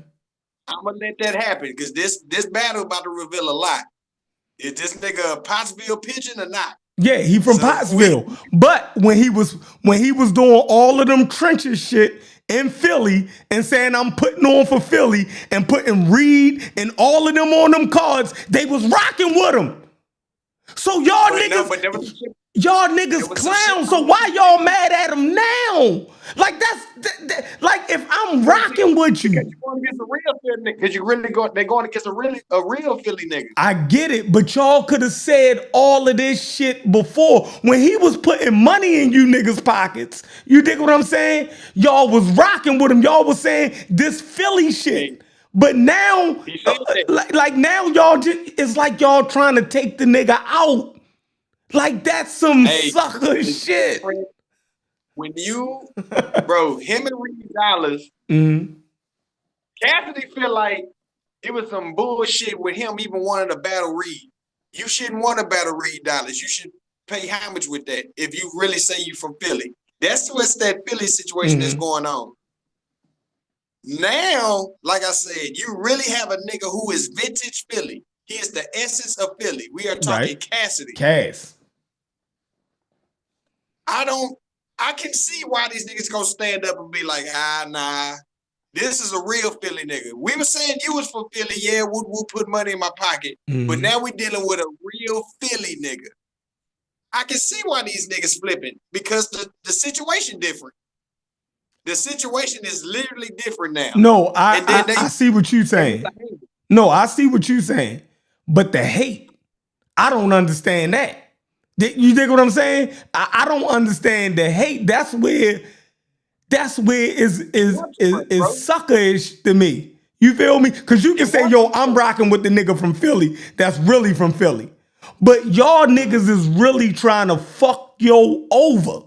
You feel me? When y'all was just cool with that nigga and he was putting money in y'all pocket. You feel me? He brought a league and money to your city and y'all was rocking with this nigga. So you can say, yo, I'm rolling with Cass, but to be trying to fuck yo over? That's crazy. That's crazy. When y'all was just rocking with the nigga. You feel me? It's the Patriots effect, bro. It's the who effect? It's the Patriots. Okay. It's the Floyd effect. That nigga was winning too much, bro. Like, I'm not denying what you saying, but you was winning so much. And then when he finally took an L off the stage, dealing with the Remy situation, they jumped on it. So they want to see him take an L on stage. Shit. They say he took an L with what's-his-face. He didn't have a good showing with Swamp. You know what I'm saying? He didn't have a good showing with Swamp, but Swamp didn't have a good showing neither. So yeah, they said he got through the Swamp. They say Suge beat him. They say Suge beat him because he talked to Remy. You know what I mean? He said Suge got, you know what I mean? That was amazing.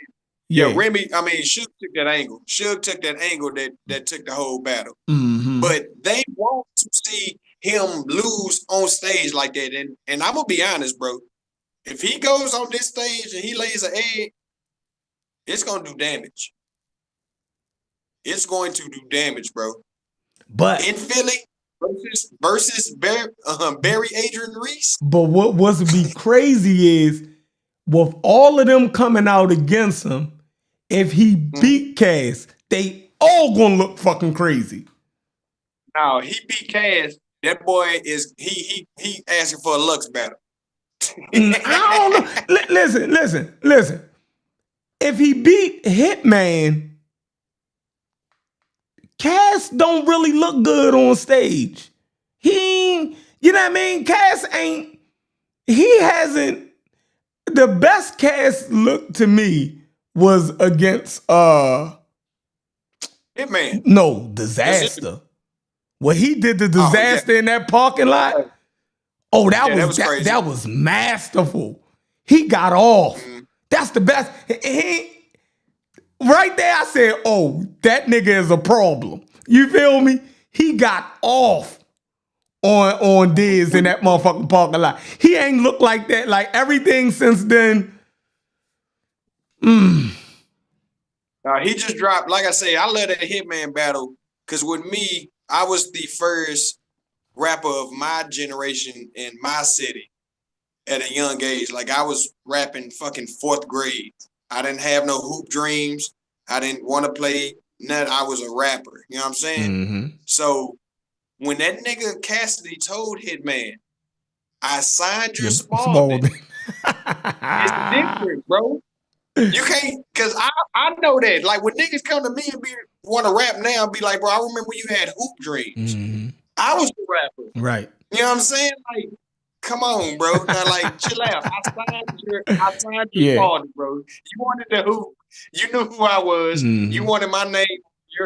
Chill out, relax. That killed the battle to me. Period. It's done. Yeah, like he I definitely told him that. He definitely told him that. Like you can't talk big shit to me. You feel me? I remember when you was a little nigga. Don't you ever forget that. You feel me? I remember when you came up to me as a fan, as a little nigga. I was always that to you, nigga. Yeah. You can't get, and that's kind of how Gems. I mean, that's kind of how Jay Mills did goods. You feel me? Yep. That's kind of how he did good. And he actually got that over a lot of these niggas.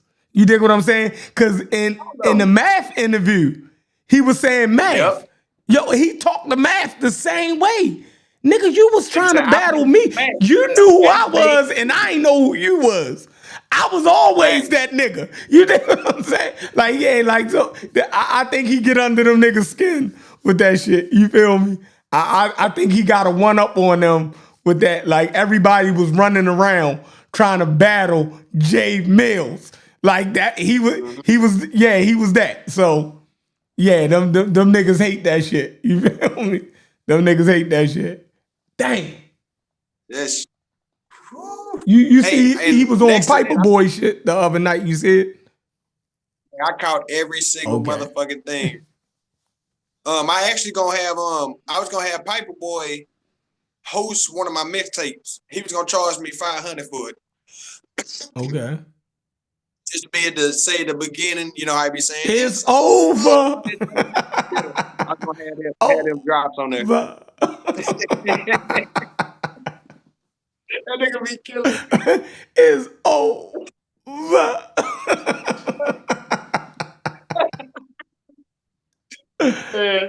Shout out Piper Boy. That nigga funny in a bitch. Hell yeah. That should be dope though. Hell yeah. Yeah, do that. Get Piper Boy on there.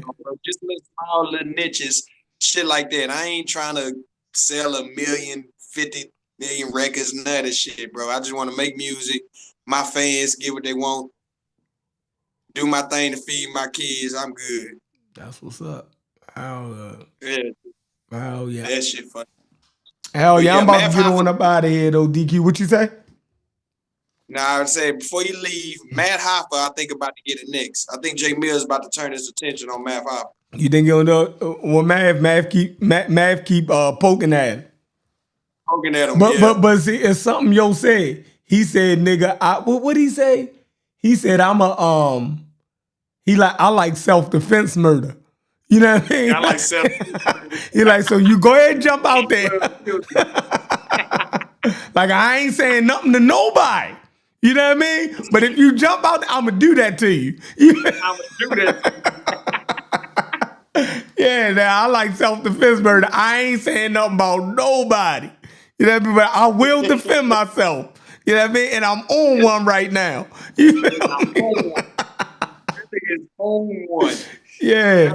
Hell yeah. All right, DQ, my man. We shut it down. Appreciate you, bro. See you in the Discord. Yes, sir. My guy.